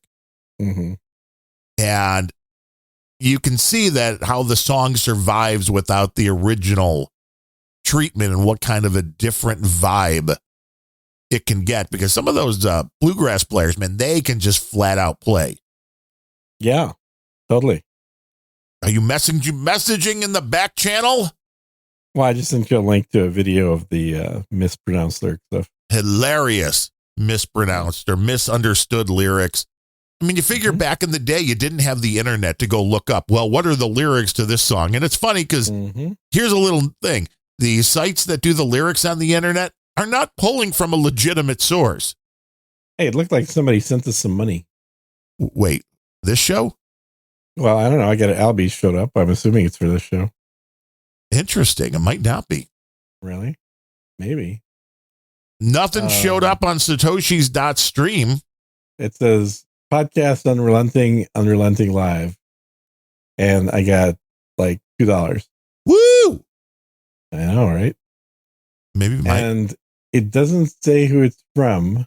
Do you not know how to read these things on the? Maybe it doesn't say in the email. I don't know. Let's see. Today's December 8th. Podcast Unrelenting Live. No message, but it says it's from. From CSB. And another 10,000 stats just showed up. Well, that might be the one I just saw. 1052. From CSB. I don't see who it's from at all. The one that just came in, that is CSB. I don't have the one from before the CSB. Oh, okay. Well, good. We got it going the other direction now, where I'm getting money and you're not. It's finally what you've been hoping for. So I got 5,000 sats for Unrelenting. And I just got 10,000 sats for Just Two Good Old Boys. Well, see, that's a different show. That's why I'm not seeing it. Yeah, well, that'll explain it. Just Two Good Old Boys. And thank you, CSB. There's no message, but I think people should still go check out www. Now, isn't CSB not supposed to be donating? He's supposed to be studying? He is. He's studying while he's trying to get his voice sounding better. And he's still doing his doodles at www.csb.lol. Yeah, and he's doing tech support for me trying to get on Grok. Oh, he's trying to get you into the Grok? Yeah, and I'm like, dude, I've done this. I know it's not working. I already have a ticket, and we'll try this. Okay. Now, I wonder if Grok is a part of this. Let me refresh. I have an open router account now, which lets you play around with all of the, or most of the large language models. Yeah. And there's a lot of them now. I mean, everybody just hears Chat GPT or they hear Llama because that's the one from Facebook. I hear Alex Jones is working on one right now. No, that would be fun. An Alex Jones one. There's Claude, of course. Yeah. From Anthropic. You saw the Alex Jones game, right? No, I think there's a game now. Are you kidding me? You haven't? And the only thing that I'm seeing from Google is PALM. Palm is that the old one? Maybe Grok is brand new and the Palm is old. Mm-hmm. So it'll be added probably at some point. But that was the latest and greatest, which is the beta version from ChatGPT, was the one that I was feeding questions in the other day, and it was giving me who is Gene? And they're like, we don't know Gene. And I'm like, who is Sir Gene? And then it had something on you. Yeah. So Alex Jones' new video game is called New World Order Wars. New World Order Wars. Mm-hmm. And I guess it didn't show up. You can buy it for $17.76. Oh, well, that is a great price. Mm-hmm. If you want to promote this show, if you want to help support the show, you can donate $17.76 right now. Right now. By going to unrelenting.show and clicking that donate button. Or if you're in the podcasting 2.0 ecosystem, you can send it there. We don't have a donation segment today because CSB's Boost is the only thing we got. Yeah, we got nothing. We're poor. We are poor podcasters. I'm going to have to write a book just like Gene. Podcasters. Because once I'm an author, I can be making millions of dollars like Gene does on his book. Oh, I'm starting another 2 books. And wait, why don't you finish one before you start another 2? Because this is topical. Oh, what's it about? How do I get to be the co-author on this? Yeah. It's about the 36 strategies. For betting a Ukrainian woman? No, 36 strategies is a historically classical Chinese text on how to win against your enemies. Start a podcast? Definitely. It's actually to get your enemies to start a podcast. Oh, well, that would make more sense. Yes, it would. Get your enemies to podcast. Yep. More sats coming in. What the hell? I'm not used to this. This is weird. It's unusual behavior. You're like, I've never had anybody support a show ever, but NetNet, thank you. I've never had a show supported. Exactly. Says, I love Unknown with Sir What's His Face and the other dude. Yeah. 5432, it says. Who's that from? NetNet. Where do you see NetNet? I don't see that anywhere. Well, where are you? Because I don't know. I'm clicking things. I am clicking things. It shows up for me in my Satoshi stream bot where I have 1% going, and that gives me the total. So that's a nice, easy way because in GetAlby, if you're in getalby.com/dashboard, I see NetNed, but what it shows me is 2635, which is like 49% of that. And I have to like click down and see the total. Yeah. But if you're on GetAlby, if you should see right to the left if you're in the dashboard. I'm in the dashboard, but it's it should say NetNed 8 December 23 10:57. Then the message. It just gives me a bunch of hash numbers. There's no name associated with anything. We can walk you through it when we're not doing a live show to entertain the masses. I mean, we could also just do it live because, there's no video. Thank you, NetNed. Yeah, there's no video. Yes. But we're going to add video. Random person that doesn't have a name. CSB, we need a good AI video generator that would allow us to take the audio of this show and kind of have like an avatar for Gene and I, but also when we mention something like, hey, Taylor Swift, well, it should then go push a picture of Taylor Swift up automatically. You know, if we talk, that would be awesome, that we don't even have to touch it. You just feed it the information, you feed it, it figures out the transcript, and it's that would be cool. You know, you mentioned the latest. I've used something like that that's AI based, but it's not real time. Like if you give it a video, or rather you give it like recorded audio. Right. No, this wouldn't be real time. It will source images based on what the conversation is. Right. And that would be, we don't need to be live on YouTube. There's a product that does that. I've used it. What is it? That would be awesome. I'm trying to remember. I need to go look at my bills because I remember I paid a lot of money for it and then used it once. I never. That's correct. That's about right. I used it I think 3 times and then I decided to stop paying for it. He says Nick the Rat can help with that. He does that too, so that'd be cool. Does he? Yeah, that'd be cool. That Nick the Rat guy is. Every time I've sent him money, he never credits me. I hear he doesn't even acknowledge you. It doesn't have that he doesn't even credit you. He's no, it's nothing. Block. It's like nothing happened. Yeah. Block Gene. Block him now. I don't know if he goes so far as to block, but definitely zero acknowledgement. It's like, oh, hey, that's a funny episode you're doing. And like nothing. No, nothing. But that would be great for us to post these episodes on YouTube so we can become YouTube stars or kicked off of YouTube, one or the other. Well, I've been saying that for a while, that it makes sense. So we are posting on Just Two Good Old Boys now. We've started posting on not YouTube, but the other one. Rumble, yeah.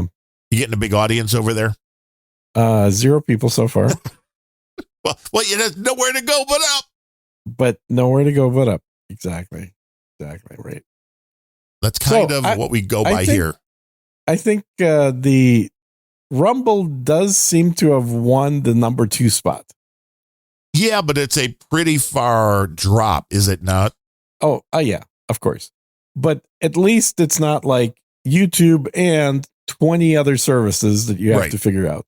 Now it's just YouTube and Rumble. And yes, there are other ones that some people prefer over others. But in terms of the actual number of potential viewers, I don't think you really have to go beyond Rumble. Rumble had a hiccup. I don't know if you were watching the last Republican anti-Trump debate that was on. No, but that's all it broke down to. Rumble was the official streaming platform for it. And it was News Nation, wasn't it? News Nation was the official television network for it. Rumble was the official streamer. Yes. News Nation has a combined audience of 100,000 people. What does Rumble have? Rumble, I think, is 80 million. That's fairly impressive then. YouTube is lots. 2 billion. Yeah, I was going to say lots. That 80 million looks like nothing. I know, right? But compared to the TV station, like that looks like a lot. So, and Rumble had a hiccup where they lost coverage for a little bit. Uh-oh. They're like, we're not used to this. Immediately after New World Order was said, they seem to have lost coverage for about 6 minutes. 6 minutes and 66 seconds, in fact. Oh, well, that would make a lot. You mean 7 minutes and 6 seconds? No, I mean 6 minutes. It was 6 minutes and 66 seconds. Yeah, pretty sure. And then eventually it did come back. But I watched that. It was, as every other previous debate, Ramaswamy absolutely killed it. He was brutally merciless in a very enjoyable way, calling out Nikki Haley, talking about how she wants all this money for Ukraine and challenging her to name just 3 of the republics within Ukraine that she's trying to send money to. Couldn't do it. She had a smirk on her face. Well, that was the same thing she didn't know a single one. When he talked about, and this was covered on my favorite news guys, Bill O'Reilly's show. Of course. He covered the thing that Ramaswamy said, well, when you took this job, you were like $1 million in debt. Now, all of a sudden you have this many million. And O'Reilly's like, well, that was fact checked. And that was true. Yeah. Everything he says is true. So this is the difference between him and a lot of politicians is he knows how to pull out the facts that cannot be disputed. And you notice she didn't dispute it. It's like, well, how did you make all this money? This is where Donald Trump won in the first place, is because people were like, we're getting fucking tired of our politicians doing nothing but using their office to enrich themselves and their family. Hi, Bidens. And Trump came in with the money, and people are like, well, he doesn't have to do that. He doesn't have to make the deals. He doesn't have to go, hey, give me money. He's got money, which is one of the reasons why I think somebody like Mark Cuban could still walk in and become president. Because I think people like the overall. Nobody likes Cuban. Somebody must like him. Nobody in the world. Everybody pretty much hates him. We could have an Elon versus Cuban for president. That would be interesting. Although Elon well, yeah, he's a citizen, right? Elon, interesting. Yeah, he was born in South Africa, but he is a citizen.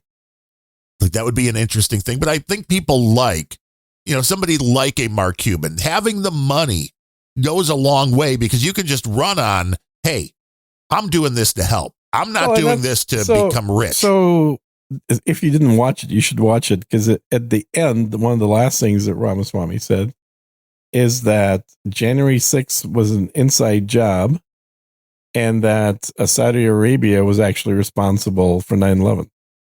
Well, the money trail goes to those places. And boy, the eyeballs on the liberals just started popping out of their heads with a tooting sound coming out of their ears.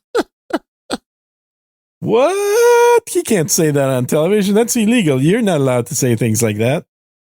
Tom Tomsky just came in with a 777 sat boost, and he says, Gene, just admit you suck in marketing. I do suck in marketing. I have no problem admitting that. That's not my thing. It is not your forte. Or is it It is definitely not my forte. It's my back-tay. Ooh, 10,000 Satoshis from CSB says, Merry Christmas, comrades. Yo, CSB. But he says Xmas. Now, I want to let you know, CSB, a lot of people take that as being the communist way to write Christmas. Don't listen to him. He's full of shit. Everybody calls it Xmas. Nobody calls it Xmas. Maybe Elon. Everybody calls it okay, wait. Why the fuck is not Elon? Speaking of sucking at marketing. You go to Target, you see signs that say Merry Xmas. Yeah, but that's the communist way. But why isn't... Get yourself a Budweiser. It has Merry Xmas right on it. Yeah, communist. Why isn't Elon using this, though, as in his marketing for the new X? Why wouldn't you be going Merry Xmas? Yeah. Yeah. He should be. I agree. Elon. It's a lost opportunity for buddy. Call me up. I'll help you out with some great ideas. My rate is a very, very reasonable $5 million a day. Is that your new rate now? For Elon. Yeah. For Taylor Swift, I would do it for $3. For $3 million. Yeah. Or just $3. Well, depends. Are we meeting in person? And something tells me they wouldn't let you within 100 square foot area of her. Nah, she's a nice girl.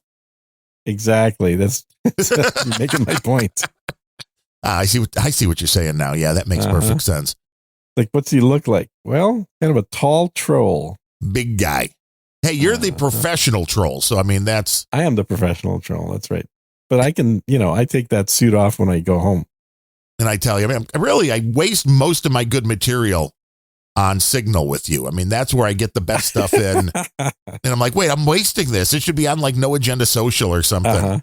Well, and people, I'm sure, have heard us kvetching about this enough times, and with Ben and stuff, is that I do post most things on No Agenda Social, but there's certain things that I only put on Signal for my co-hosts and friends, which I know some people are shocked that Gene has friends, and friends are actually two different groups of people.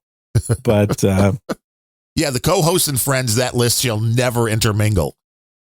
Well, no, actually, I have a group called co-hosts and friends, so that's where both of the subgroups go. So we have a friends group, a co-host group, and then there's the very special co-hosts and friends at the same time. Well, no, it's just both of the other two groups combined. It's not, they don't overlap. They're two exclusive groups. Oh, that makes sense. But if I group them into one, then I only have to hit one button to post something. To send it out, and yeah. It's like a gene blast.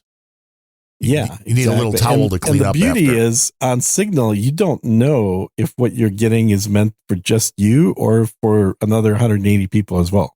You know, I've never really looked at that. So you can send out messages to multiple people, but when the person on the other side gets it, it looks like a single one-on-one. It's awesome for spam. Is that how Signal wants to? It's the new business model for Signal because they're clearly running out of money and they're going to go down in flames. No, apparently for spam. This is actually a serious problem. Is that in the new 2024 budget, the CIA pulled the funding for Signal. Nice. So Signal has been getting $33 million a year from the CIA. Oh, that would make perfect sense. And it's a honeypot. I've been saying this all along, and that's why it's not a honeypot. You're like, come on to Signal, and I'm like, no, it's a government thing. It's totally not. It's a independently developed Israeli app in conjunction with the CIA. Well, the CIA funded it. Backdoor, fake podcast. Fake podcast. No. Signal has been confirmed to be the most robust of all the different secure messaging platforms. And there have been a lot that have come and gone. Mm-hmm. And Telegram's still kind of holding on. Telegram, I don't understand how Telegram survives because at least in Signal, it's mostly one-on-one communication. In Telegram, it's predominantly large group communication with a bunch of photos of memes. And it stores all that shit. Like their bills for storage have got to be huge. Well, I'm confusing the two of these. If I'm not wrong, Telegram, when you do a group chat, it has to be stored on somebody else's server. That's not on Telegram. The one-on-one stuff goes direct, but I think to do a group chat, you have to set up a server to do a group chat or something on Telegram. I've never set up a group chat on Telegram, but I've certainly subscribed to a bunch of groups. Because I believe that the group chats are totally non-encrypted as well when it came to Telegram. There were some very weird things on the way that worked. Where Signal, I don't know. One of the funniest memes that I posted on Nojin the Social yesterday came from Telegram, which was somebody from Ukraine saying that if there is no winning against Russia, then we have to consider that the entirety of the country of Ukraine needs to be moved to the west to continue the fight from there. And they recommended Manitoba as a mostly empty space where we can transplant the rest of the current population of Ukraine and continue the fight from. So I wonder if and I said, I'm all for that, man. I would support that idea completely. I think that getting the remainder of the Nazis moved into Canada sounds like a great plan because that is where the majority of them currently reside. So if we can contain all of them within Canada, it's a win. It's not a bad concept. Yeah. Move people apart from each other. This the whole concept that everybody can live in peace and harmony. I will support a good idea, even if it comes from an Ukrainian. It is what works. You do not want to put all these people in the same area. They will not get along. So put the like-minded people together. No, you do want to put them in the same area. That's what we're talking about. You put them all into Canada. No, but they're all like-minded then. You're putting them with more people like them. Yeah, exactly. And Mark Cuban's Cyberdust is still around. That was the first encrypted program I remember getting some press, mainly because he was on Shark Tank. Shark Tank, yeah. But it's still if around. It wasn't for Shark Tank, nobody would remember who the fuck this guy is. He's literally... Hey, he had broadcast.com, man. I made $1 billion. His claim to fame is what you just said. I bought a domain name.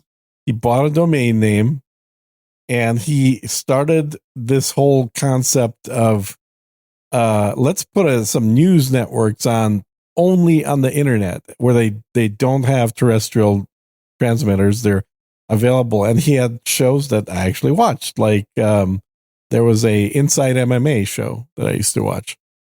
And it was only available on Cuban's online only television network.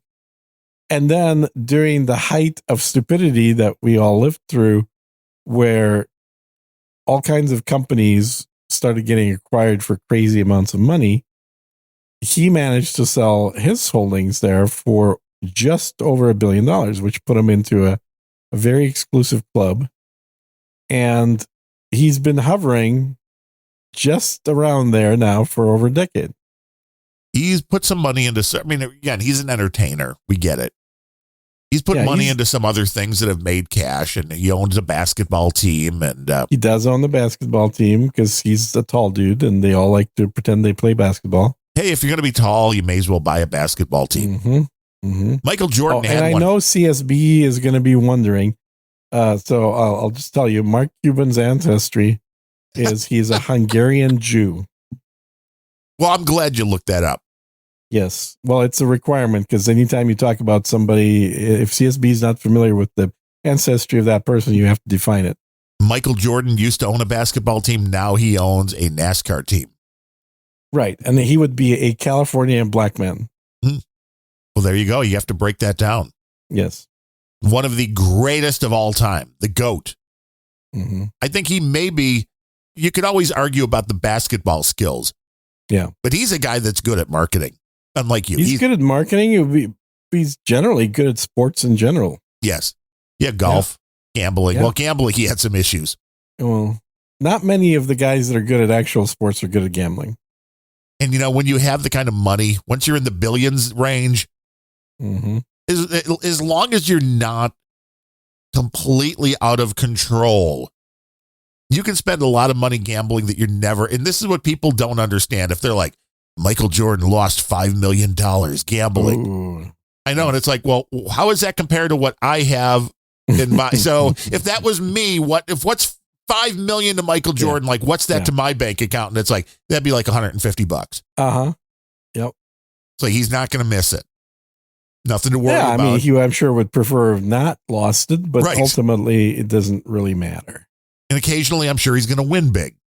Yeah. Yeah. No, it happens. But as long as you're not insane, you can gamble a lot. And as long as you know what kind of money you have and what you can lose. It's one of those when people go to Vegas. So I took a Tesla Uber the other day. Ooh, why?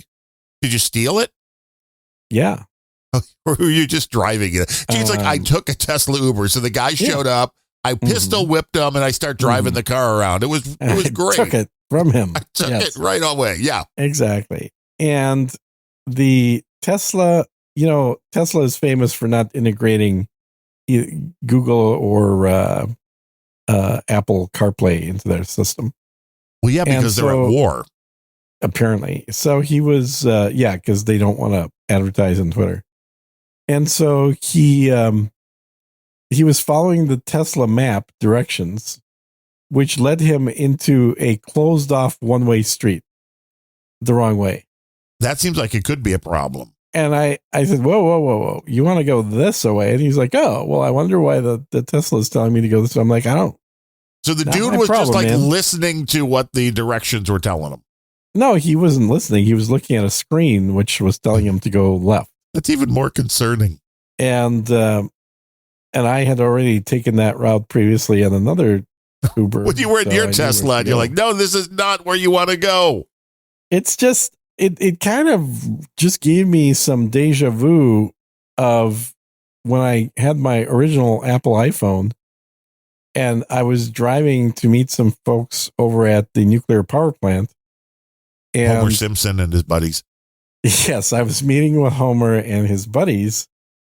And I was following the directions on the map, and the map led me to the cooling lake for the nuclear power plant and the ramp, like if you want to go fishing in that lake to put your boat in the water.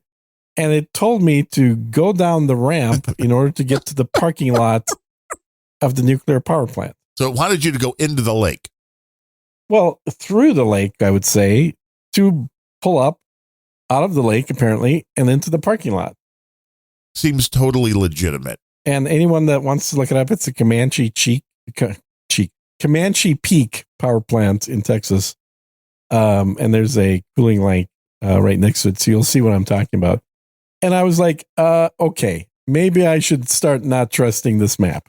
Right? That's what I like to say. Why you don't want to trust ChatGPT, because it's not always right. No, it seems like it was right. Like it got me right close enough. It got me on the other side of the lake from the power plant, but unfortunately not. And well, this is where people can no longer think for themselves. I mean, it was a great scene in The Office when Michael Scott follows the GPS right into the lake. But I have a feeling more than a few people have done that. No, that's based on reality, dude. That's it's funny, but it's totally based on reality. And as a result, the yellow cake was already cold by the time I got there. So, well, you don't want to go into the lake while it's lit. Well, what's lit? When it's lit, when it's in the nuclear content is, where it's glowing, literally maybe glowing. Well, no, if the lake is glowing, then you got bigger problems to worry about. I mean, the whole point of the lake is to cool off the plant so that it's not going to glow. Sometimes it works. Sometimes it doesn't. Well, and it's generally a good idea for it to work if we're talking about a nuclear power plant. Yeah. Otherwise you got Chernobyl, baby. You got 3 Mile Island. Yeah. Otherwise, we got some issues. It's been a while since we've had a good nuclear plant meltdown. Oh, yes. Let's talk about that, shall we? I didn't say we were asking for one. Uh-huh. But it has been a while. I will say the attitude at this Santa conference that I went to. Yes, Homeless SantaCon 2023. Homeless Santa Conference 2023. Down in Florida, too, right? Yes, down in Florida was vastly different, and in a positive way, in my opinion, about nuclear power, because we actually had quite a few folks that were talking about the benefits of nuclear power, which is it sounds like a refreshing. lot of hateful white people, Gene. I'm trying to think. Okay, I could be wrong, but I believe there was not a single black person in the room. That sounds like a racist conference. A racist conference. And I still want to know why you were dressed in winter garb fully if you were down in Florida. Shh. It was. I think that photo must have been from the the dress up ball that we had. Oh well, yeah, of course, the costume ball. Costume ball. That's what it was. You went as your favorite podcaster, which oddly enough is yourself. Yeah, well, luckily I brought the costume with me, so I had the Adidas tracksuit. Well, okay, and that worked out well. Okay, serious question: how many days were you gone? Yes, in Florida. How many days were you away from the homestead? I was gone for less than a week. How many Adidas tracksuits did you bring with? Then one more than the total number of days. It's like underwear. Kind of. You want to bring enough to cover every day. You gotta bring a variety, and in case there's some kind of accident, you need a spare. Yes, and I had my red Adidas shoes with me, so it worked out well. Oh wait, okay. I will say I did win the Spot of Fed award. Oh, because so apparently everybody thought I was a Fed. It's the Spot the Spook award that you would get. Yeah, well, in this case, it was Spot the Fed award. Spot the Fed. And the Fed. I guess nobody could believe that in a conference where everybody else is wearing suits and ties, that the guy standing around in a tracksuit with a long beard and glasses. Yeah, not just glasses, totally blacked out wayfarers with a Ray-Ban. And it has a picture of a guy with a beard and glasses on his hat. Yeah.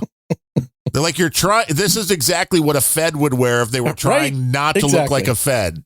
It's like, hey man, I'm not a Fed. Look at me. I've got a beard. And people are tugging on the beard like, is this thing real? It's an act, right? Mm-hmm. Total act. So that was something. You were really the only person that was dressed casual. Is that true? I was not dressed casual. I was wearing a tracksuit. Some people might consider that to be casual dress. Well, you're looking at the guy next to you like, I wasn't wearing jeans for Christ's sake. You're not like, it's not an Armani suit. What do you spend on that suit? I can get these Adidas. I mean, I can get these things sent to me from Moscow, $13 a piece.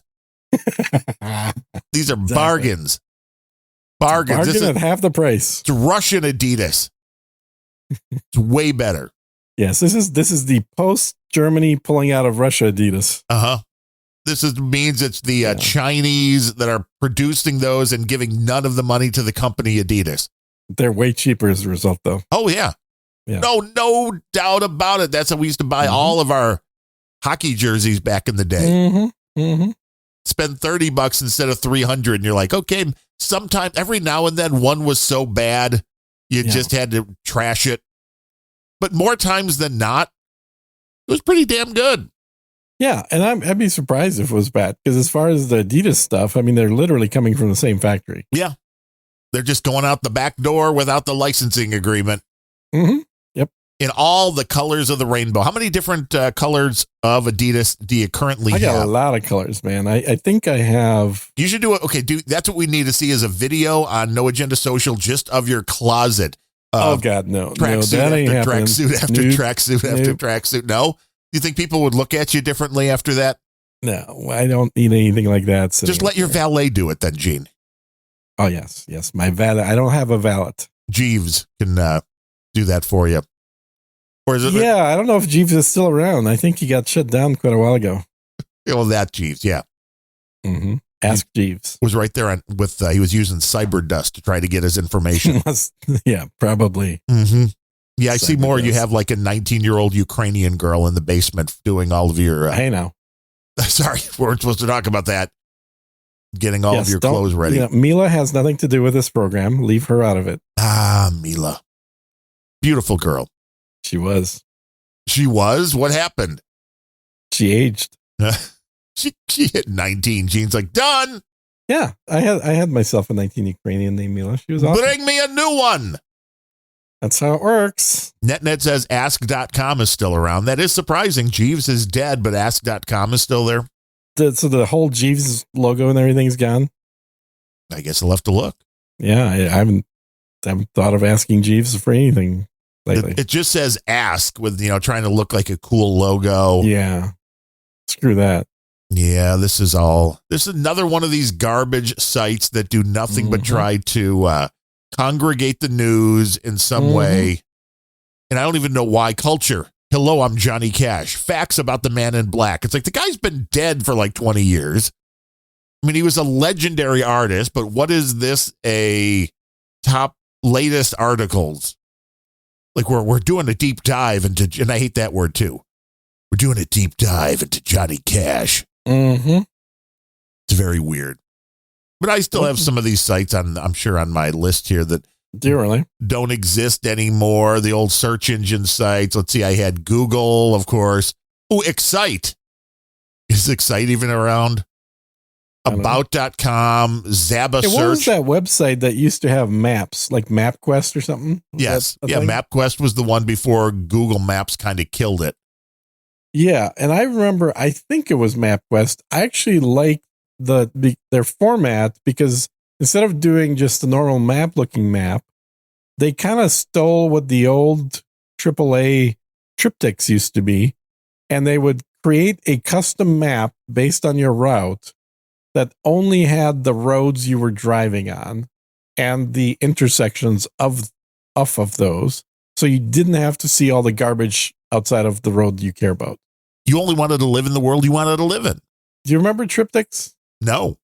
You really? Were your parents ever AAA members? No. Oh, well. That's why. So Triptych was a pre-internet service that AAA had for members to where you could say, I want to drive from Minneapolis to Chicago. How do I do that?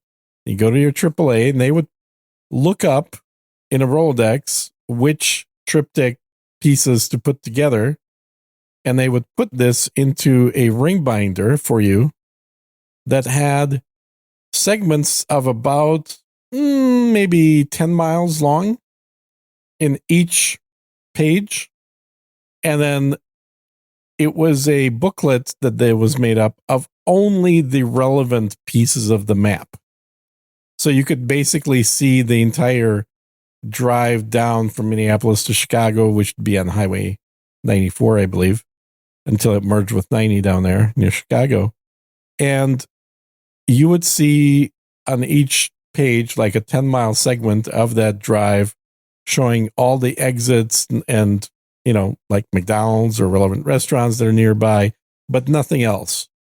So no confusion of other roads or having to take a yellow highlighter and draw your own route on a pre-printed map. That so might it's kind be of a old. cool thing. Yeah, NetNed remembers that. See, my parents never know. No, we just got lost when we were driving. That apparently was way easier before GPS was a thing. Now everybody relies on it. You wanna come be on Sir Gene Speaks? Sure. Because I'm looking for guests. You must be really getting to the bottom of the barrel. I know, right? You're like, would you like to? Now, how would the conversation differ? You and I doing a Sir Gene Speaks then? Well, with NetNed, I think he'd be typing shit and I'd be reading it. Oh, so you want NetNed to come on Sir Gene Speaks? Or I thought you were asking me. You want NetNed to come on? No, not you. No, screw that. No, I'm talking about him. Hi, NetNed. Would you like to be on Sir Gene Speaks? This is the part of Unrelenting where we ask random troll room people if they would like to come be on a completely different podcast than the one you are currently listening to right now. This is how Gene gets new listeners. We can talk about triptychs and stuff. It'd be fun. That's how we get new listeners one by one, as Gene invites them on the show and then figures they will listen to at least that show. Yes. That's how I maintain my numbers. Yeah, the numbers are freaking phenomenal, too. They're a lot better than I expect. That's for sure. You're like, people still listen to this? I don't get it. I took a year-long break and people are still listening. Well, it's the beauty of podcasts. That. Devices are still downloading. Yes. And this is where the beauty of podcasts come in, though, is the RSS feed has made it so shows that don't have a regular release date, back in the day before RSS, if somebody was releasing content, you would have to go to their website and look. And if people I didn't get a show for a few weeks, you stop going to the website to look. They must have gone out of business, yeah. But with the RSS, as long as they don't delete you from their podcast app, when you do a show after a year, it still pops up like, beep, new show. It's amazing. Now, he says he's down to do the show. He has a day job, but he does this on the weekend. So, I mean, you'd be good. Yeah, we could. Well, I do it also after hours. I mean, the last episode I did, I think, was at 7 p.m. Ooh, NetNed and Sir Gene after hours. You'd never know where the content's going to go. Well, it's going to go somewhere less crazy than Nick the Rat, that's for sure. Well, yeah, Nick's usually inebriated. I don't know if you knew that. Yeah, I don't know what he is, but he just doesn't ever seem to mention people that give him money. That's my issue. NetNed is EST. You're on No Agenda Social. Just get with them, NetNed. Get with Sir Gene on NAS. And people will be like, oh, we want to hear NetNed. NetNed and hi. Yes, NetNed says Nick the Rat's also hi. I've heard NetNed on Hog Story or one of those. NetNed's been around. Speaking of hi guys, he's not. NetNed is not a podcast virgin. He may be virgin in other ways, but he is not a podcast virgin. Oh, good. That means he owns a microphone, and I don't have to send him one. Right. Otherwise, he would have sent you an SM7B along with the cloud lifter and an interface. Pretty much, but luckily, don't need to do that, as he does for all of his co-hosts, except for me. You said you already had a mic, so we're good. I'm still waiting for my MacBook Pro or my Mac Studio. The MacBook Pros ended with my co-hosts 15 years ago, so, Things went poorly. Yeah, especially for the MacBook Pros. This show is Gene's longest running co-hosted show ever. It is, yes. So, I mean, I'm on episode 100, I'm going to give myself a gift or something, I'm sure. Yeah, take it out of our mutual money and give yourself a gift. That sounds about right. When will we? Let's see. Today's 95, then there's 96, 97, 98. Well, that's like the first it's coming up. Second week in January will be episode. Yeah. That's pretty exciting. Assuming we don't take a holiday break for anything. It'll be a fun marker. I haven't checked to see what Fridays, if there's any holidays on Fridays or not. I don't think there are. I mean, what do I care? I don't even care if it's a holiday. I'd still do the show, but I mean, Christmas and New Year's Day are both on Mondays, so Fridays are steering nice and clear. Yeah. We're good to go on that. Episode 100, though. I mean, everybody, you're going to want to be thinking, saving up your holiday cash to support episode 100 of Unrelenting. Yeah, 100 episodes of this. It's amazing. Did you ever think we'd make it to 100? No, I didn't think we'd make it to 20. The average podcast stops at 27, I think, or 28. I thought it used to be the average one made it to like 3, but I guess shows that have a little bit of staying power. And I've noticed that the number on Podcast Index is not really growing like it once was. So I think the concept that people that were all like, hey, I'm going to make $1 million podcasting. Yeah. I think they've now realized that there's not a lot of money in podcasting. Yep. You just have to like what you're doing. Yeah. If you enjoy having somebody listening to your phone calls, right, then you probably enjoy podcasting. The CIA's already listening, so why shouldn't the rest of the world? Well, I've been saying for years that I really wish that I could just get copies of my phone calls from the NSA through Freedom of Information and then post those instead of having to do a whole separate recording. Yeah, but the quality wouldn't be as good. Although with this new... With the filters they got, sure as hell would be. The filters can really make that shine. Right now, if you look at... Somebody just sent me more sets. Damn. Huh. If on the podcast index, there's about 4.3 million podcasts in the index. Most of those are dead because in the last 90 days, only 462,000 have updated. Yeah. And in the past, so let's just say even if they're a monthly podcast, that brings it down to 338. Yeah. In the last 10 days, 241. So you have to figure weekly podcasts, there's probably about 200,000 weekly shows out there. I kind of feel like most podcasts, like actual real podcasts, are weekly. And the ones that are monthly, I think, are more, how would we describe them? They're more just like an update of the person. Yes. And less so a podcast. But yeah, because it's an oddity, because it doesn't feel as much like it's a show if you're only doing it 12 times a year. It seems like it's more of a special rather than a regular ongoing show. What should I have for lunch? Oh, well, see, here's the part of the show, everybody. Get your bingo card out. Gene talks about lunch. I mean, what, your sushi guy not getting together with your caviar guy to bring you a little Friday delight? Yeah, it's funny you joke about the caviar guy, but I had a buddy of mine mail me a link. He apparently was sitting in a plane next to a guy who has a caviar company. Oh, of course. Why wouldn't you? And you're like, now I want to be buddies with you. So I'm trying to see if I can get an affiliate link for his caviar business and maybe promote that a little bit. You're trying to go all affiliate links all the time. Well, that's the plan. You know, I attempted to do that with video with another co-host, but that guy's insane. So that didn't work out too well. So there are a lot of people that are insane. There are a few. I will definitely say that the closing of the asylums has long-reaching ramifications. Yeah. Hey, and I learned that when I was doing the Playmate sites, when it was at the time. The stupid crazy matrix you learned about? Uh-huh. Well, it was one of these things where the girl that I first did the site for, that was bringing her friends in to have the sites done. Mm-hmm. Your affiliate. Correct. You know, and what I was charging at the time was only a few $100 because this was early on. Right. This was not and you really got to hang around pretty girls. I get it. Which really wasn't the case because none of them were based in Chicago. Oh, so you didn't get to hang out. Well, what the hell was the point then? Although there was one weekend a year where they had and they still may have these things called glamour cons, which basically are the ex-playmates and other adult that it's not the full blown out porn kind of thing, but the little bit more tame. They used to have these conventions like you'd have a baseball card convention. Yeah, I think they still have OnlyFans conventions. So it would be very similar to that. Yeah, because that would be the new updated version of it.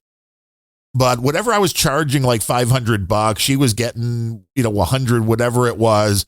And then she was like, well, no, I want 500. I'm like, but that's what I'm charging. So do you want me to like soak your friends? I mean, maybe that would have been the better conversation to have, but just the way that it was presented. How bad of a drug habit did she have? I don't know. I mean, possibly. Although she was the one that married a UPS driver, which I found, was kind of interesting. Because it wasn't like that was a far cry down the line. This was fairly shortly after she was in the magazine.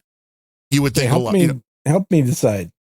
Okay, you want your Asian Indian cuisine, or cilantro Tex-Mex Korean, Very ethnic choices today. or Jersey Mike's subs. No. Do not do Jersey Mike's subs. I mean, they're good, but All right. The amount of carbs you're going to have is not good. Halal Hub.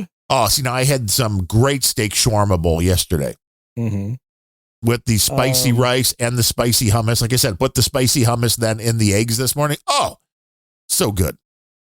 I didn't even know I loved this kind of food until this place opened up, because we have like 5,000 Mexican joints and 10,000 Italian joints. But this was the first Pokeworks Mediterranean place. Why don't you just grill up a big steak? I don't have a steak in the house right now. Oh, my God. Or I could get General Tso's chicken. Now, if that is made from a pure, it's made with pure, God damn it, I'm blanking out. SMG? No, what the hell? Yeah, MSG. MSG, yes. That stuff will kill you. Mm-hmm. But as long as it's made, well, I mean, I don't like the, whatever, Panda Express and all that. As long as you're getting it from a quality. Yeah, this place is called General Tso Grill. Interesting. If it's good, I mean, go for it. You're going to be hungry an hour later. You think? Gene's always going to his phone like, do I want to order Chinese, Asian, Indian? Yeah, and sometimes I do the same thing with food. Yeah, it's amazing. And sometimes you combine the two. Although I like to mix them up a little bit, though. I was going to say, if you're having Indian, then you want to have Chinese at the same time. You have a little. That's a little too close. You got to have a little separation there. Okay. Like, if you're going to do Chinese, then you get Ukrainian as well. Life advice from Sir Gene right here on Unrelenting. I'm just saying, This is why you should support the show. This is why you should boost. Ask your questions during the show, as long as they're not like a 2 Satoshi boost. Get a big boost. It's got to be a reasonable amount, like $5. Then you're totally in like Flynn. Yeah. It's doing 10,000 Satoshis, which is under $5, just seems kind of ridiculous. Ooh, NetNed was also a bit of a hacker back in the day and a freak.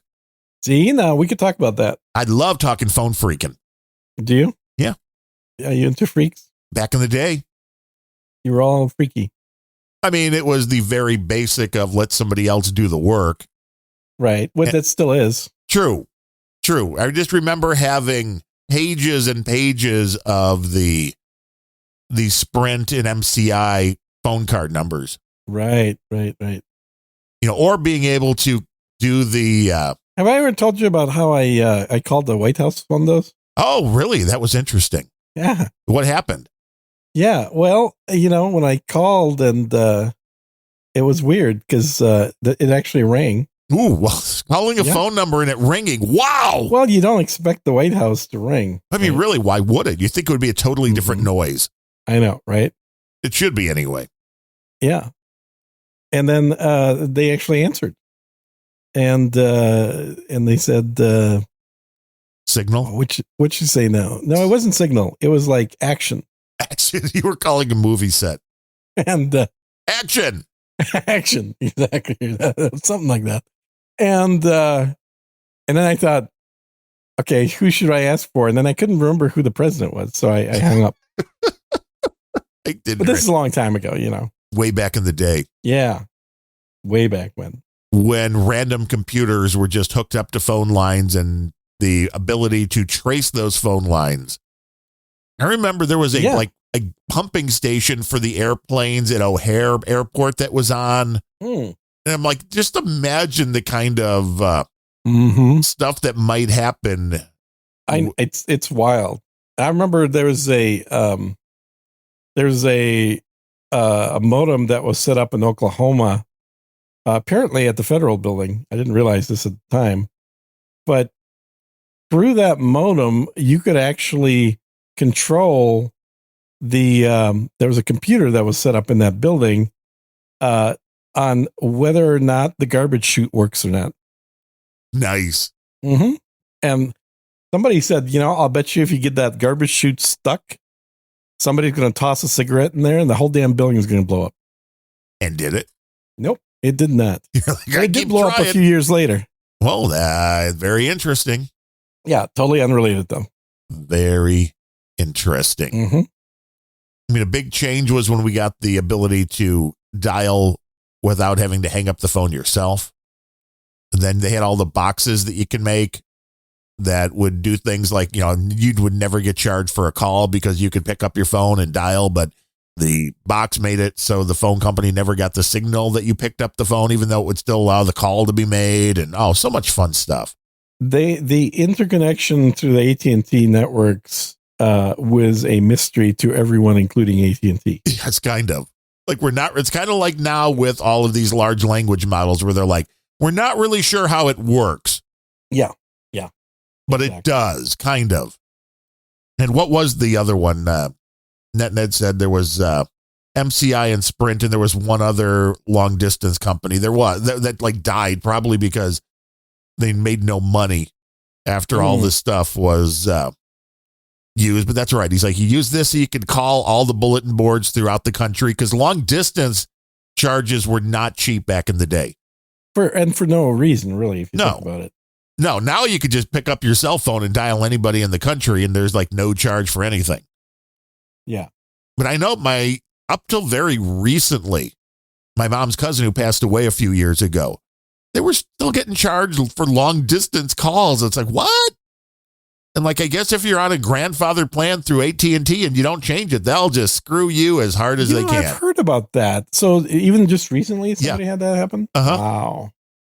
Like, you got to make sure you're... Yeah, because I think like a decade or maybe 15 years ago, I remember my parents were complaining about the fact that, we're talking on the phone too damn long. And I was like, what do you care? It's free. They're like, it's not free. They're charging us. What do you mean you're charging you? You're kidding me. And some was like just still in the area. Like if you weren't within like 15 miles, there was a per minute charge for, even just calling in the Chicago area if you were further away. Mm-hmm. I don't think it was Quest, but I remember when I worked in New York, that was the case. Maybe if you called like outside of Manhattan, there was a charge, and it was a cheaper charge, but it was still like 10 cents a minute or something for talking to one of the other boroughs. That was nuts, man. I forgot about that. That's crazy. That's why you had to have all of these phone cards that you could just dial on in. And they were like 5,000 digit codes too. This was the beauty of this. This is why you needed the automated system. But I guess the beauty was if you put in a correct number, it gave you a tone that confirmed it was right. So then somebody just built a box to call up and try every freaking number. Mm-hmm. There had to be some kind of algorithm. I would think so. I mean, back in those days, I wouldn't be surprised if they were literally serialized. So there was, 10,484, 10,485, 10,486. Yes, local toll calls, Ned. And toll fraud, looking at Wikipedia here, they just talk about Sprint and MCIs. And AT&T. Maybe there was AT&T as well, if they had their own cards as well. There was, I guess, a time when the companies had the calling card numbers 6 or 7 digits. Oh, yeah, like that wasn't going to open you up to fraud. Now, I was in Northwestern Bell Territory. Where were you? What were you guys' local phone company? Just Bell. It was whatever the Chicago area. Well, that's what I'm asking. You don't remember what it was called? No. It was just like before it was AT&T. It was just Bell. I don't know. Maybe it was Chicago Bell or. Well, we can look that up, I guess. Chicago Bell. Everybody ring that bell. Illinois Bell. That's what it was. Illinois Bell. There we go. Yeah. Yeah. Because before AT&T became AT&T, we had all the little baby bells. And then that were regional, that were all part of the big bell, Ma Bell. And then I can't remember what year they converted to AT&T. Oh, it wasn't AT&T, but what happened was, if I remember correctly, the government Big bad government. forced them to sell off the long distance portion of the business, Right. and then split each of the local branches into its own company. So you would actually have what used to be Northwestern Bell became Northwestern Bell Incorporated, where before it was just a region of the original Alexander Graham Bell Company. Illinois Bell was founded in 1881. Yeah, exactly. And in 1971, Illinois Bell, the first ever telephone company to offer call waiting, three-way calling, speed calling, and call forwarding. Believe it or not. And charge you for each one of them. Oh, yeah. Oh, yeah. You want to pay for that service? Oh, yeah. Yeah. They was not cheap. Everything people take for granted today. So AT&T was the long distance wing. And then after that happened, I think within about a decade with deregulation, the Bells started consolidating and buying each other up. So the bigger Baby Bells would buy the smaller Baby Bells, to where you had Southwestern Bell, you had the Northwestern Bell, which actually became something else. Can't remember what the name of that company was. And then AT&T started buying up the remaining Baby Bells, to the point where that whole process of breaking up my bell is completely reverted back now. So, well, now you don't need the phone companies. You're just making your phone calls on the internet. Yeah, exactly. And the quality's better. And your phone's made by Comcast. Yeah. Well, true. Well, it covers all of my the backbone. We use the voice over IP. It's through UMA, but of course that's using the Comcast line. No, I mean like your cell phones you bought through Comcast. Through Xfinity, right? Correct? Yeah, it's the Xfinity Mobile, which is very cheap if you don't use any data whatsoever. I'll tell you, I've been super happy with Mint. Mint, I hear good things about, even though it's owned by Ryan Reynolds. Well, not anymore. He sold it. Did he still doing commercials? Yeah, he is. But well, that's the smart way. Now he's getting paid to do it. Well, he also became a billionaire out of selling it. Oh, well, that's not a bad thing to be. He wants to be like Taylor Swift. Actors in Hollywood now. Yeah, and not for his acting ability. Well, except that Taylor Swift spent a lot more calories making her billion than Ryan Reynolds. Oh, this is true. This is true. She's a very active girl. Yeah. All those boyfriends. That's a lot of activity. She's going through them left and right. You got to write new songs. You got to have new content. Yeah, that's the main reason the way I understand it. Taylor Swift songs are like her podcast. We have a podcast. Pretty much. Then they come out about as often. Yes, exactly. Put out, like Willie Nelson. If you can put out 3-4 albums a year, you're doing good. And if people are buying them, why wouldn't you? Yeah. Keep putting more out. Well, plus you gotta pay for that pot. Cotton Gin just said in the troll room, trollroom.io. What are the odds? I turn on the stream and hear Darren talking about Taylor Swift. Yeah. What are the odds? I'd say 0.99. It's close. I mean, there's a high percentage. We have to check the bingo cards. Did you decide what you're having for lunch? People are going to want to know before we log out today. I went for the General Tso chicken. General Tso. Did you go with the white rice? Do you get some fried rice? I love some good house fried rice. No, they didn't ask me, but I actually don't eat the rice because I'm trying to avoid carbs. So but house fried rice, you get some beef, you get some shrimp, you get some chicken, you mix them all in with the fried rice, and it's so good. Yeah, so I just got 2 bowls of General Tso's chicken, and I'm going to throw the rice away. 2 bowls? Damn. Well, if you throw the rice away, it's not that much. I suppose. You could have just been like, no rice. And then be like, what do you mean no rice? Well, sure, you could say no rice, but I don't know. I wasn't. You would rather get the rice? Podcast while I was ordering, dude. Throw the rice away? My focus was not at 100%. Don't you have somebody that could enjoy that rice? You go to one of your neighbor's house, go to Elon's next door and say, do you need some rice? Do you need some rice? Yeah. I ordered some rice. And no. Not going to be utilizing it. This is actually kind of funny. I ordered a 55-pound bag of dirt. How big? 55 pounds. Okay. So it's a bag of dirt that shipped from Wisconsin. Oh, it's Wisconsin dirt, or is it like Chinese dirt? No, it's Wisconsin peat. Do they have the best peat? I do not. They have I have very not good been peat following in the peat Wisconsin. world. Are you not a peat connoisseur? No, not I am an not. aficionado? Okay. I am not a peat Wisconsin has some aficionado. pretty good peat. Michigan has some pretty good peat, especially in the OOP. And so I ordered this bag on Amazon. And this bag was, I think, $24. Which, for 50 pounds of dirt, it's not bad. Especially when you're traveling and bringing it halfway across the country. And that's the crazy part, right? So then I get home from my conference for Lazy Homeless Santa Claus, and there is a box with a UPS label on it that was shipped second day. And inside that box is a bag of dirt. Now, I don't know how much of a discount they get for shipping, but the last time I shipped a 10-pound thing. Yeah, UPS is not cheap. It was like $50 to ship 10 pounds.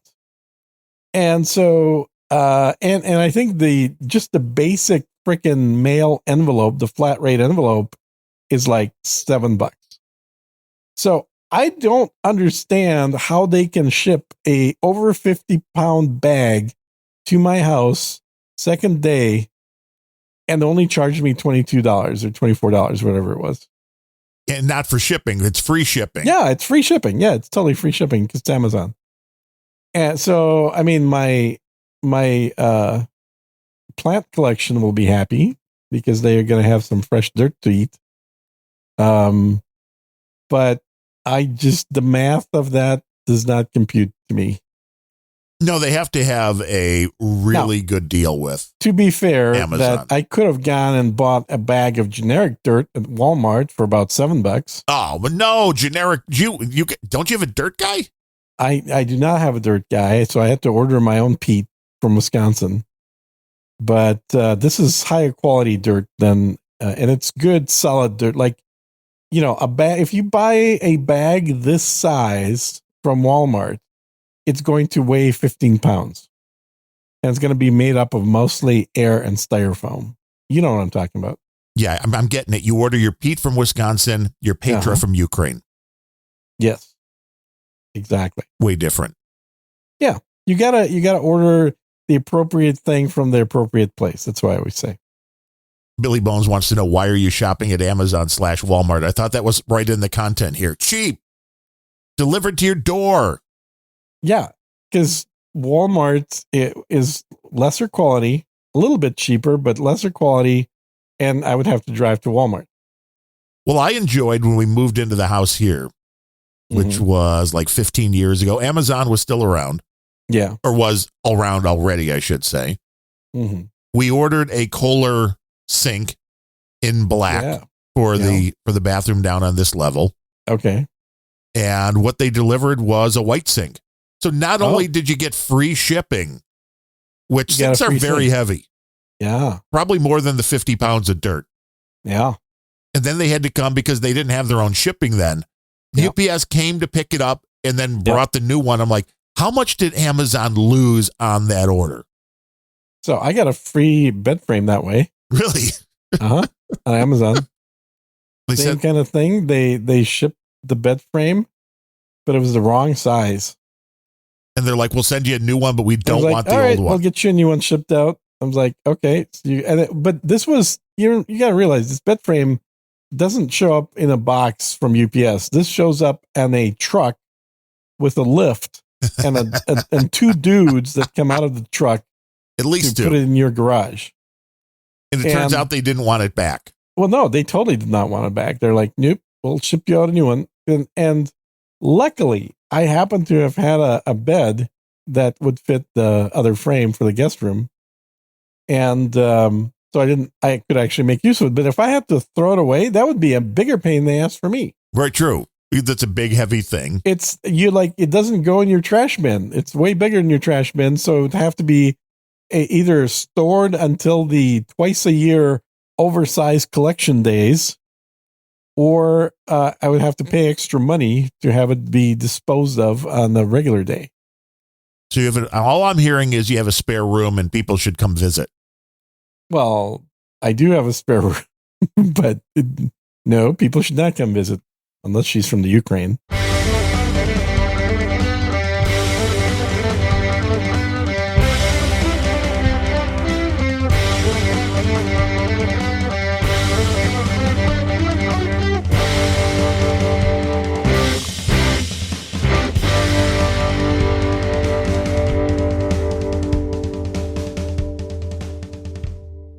Just like Hitler.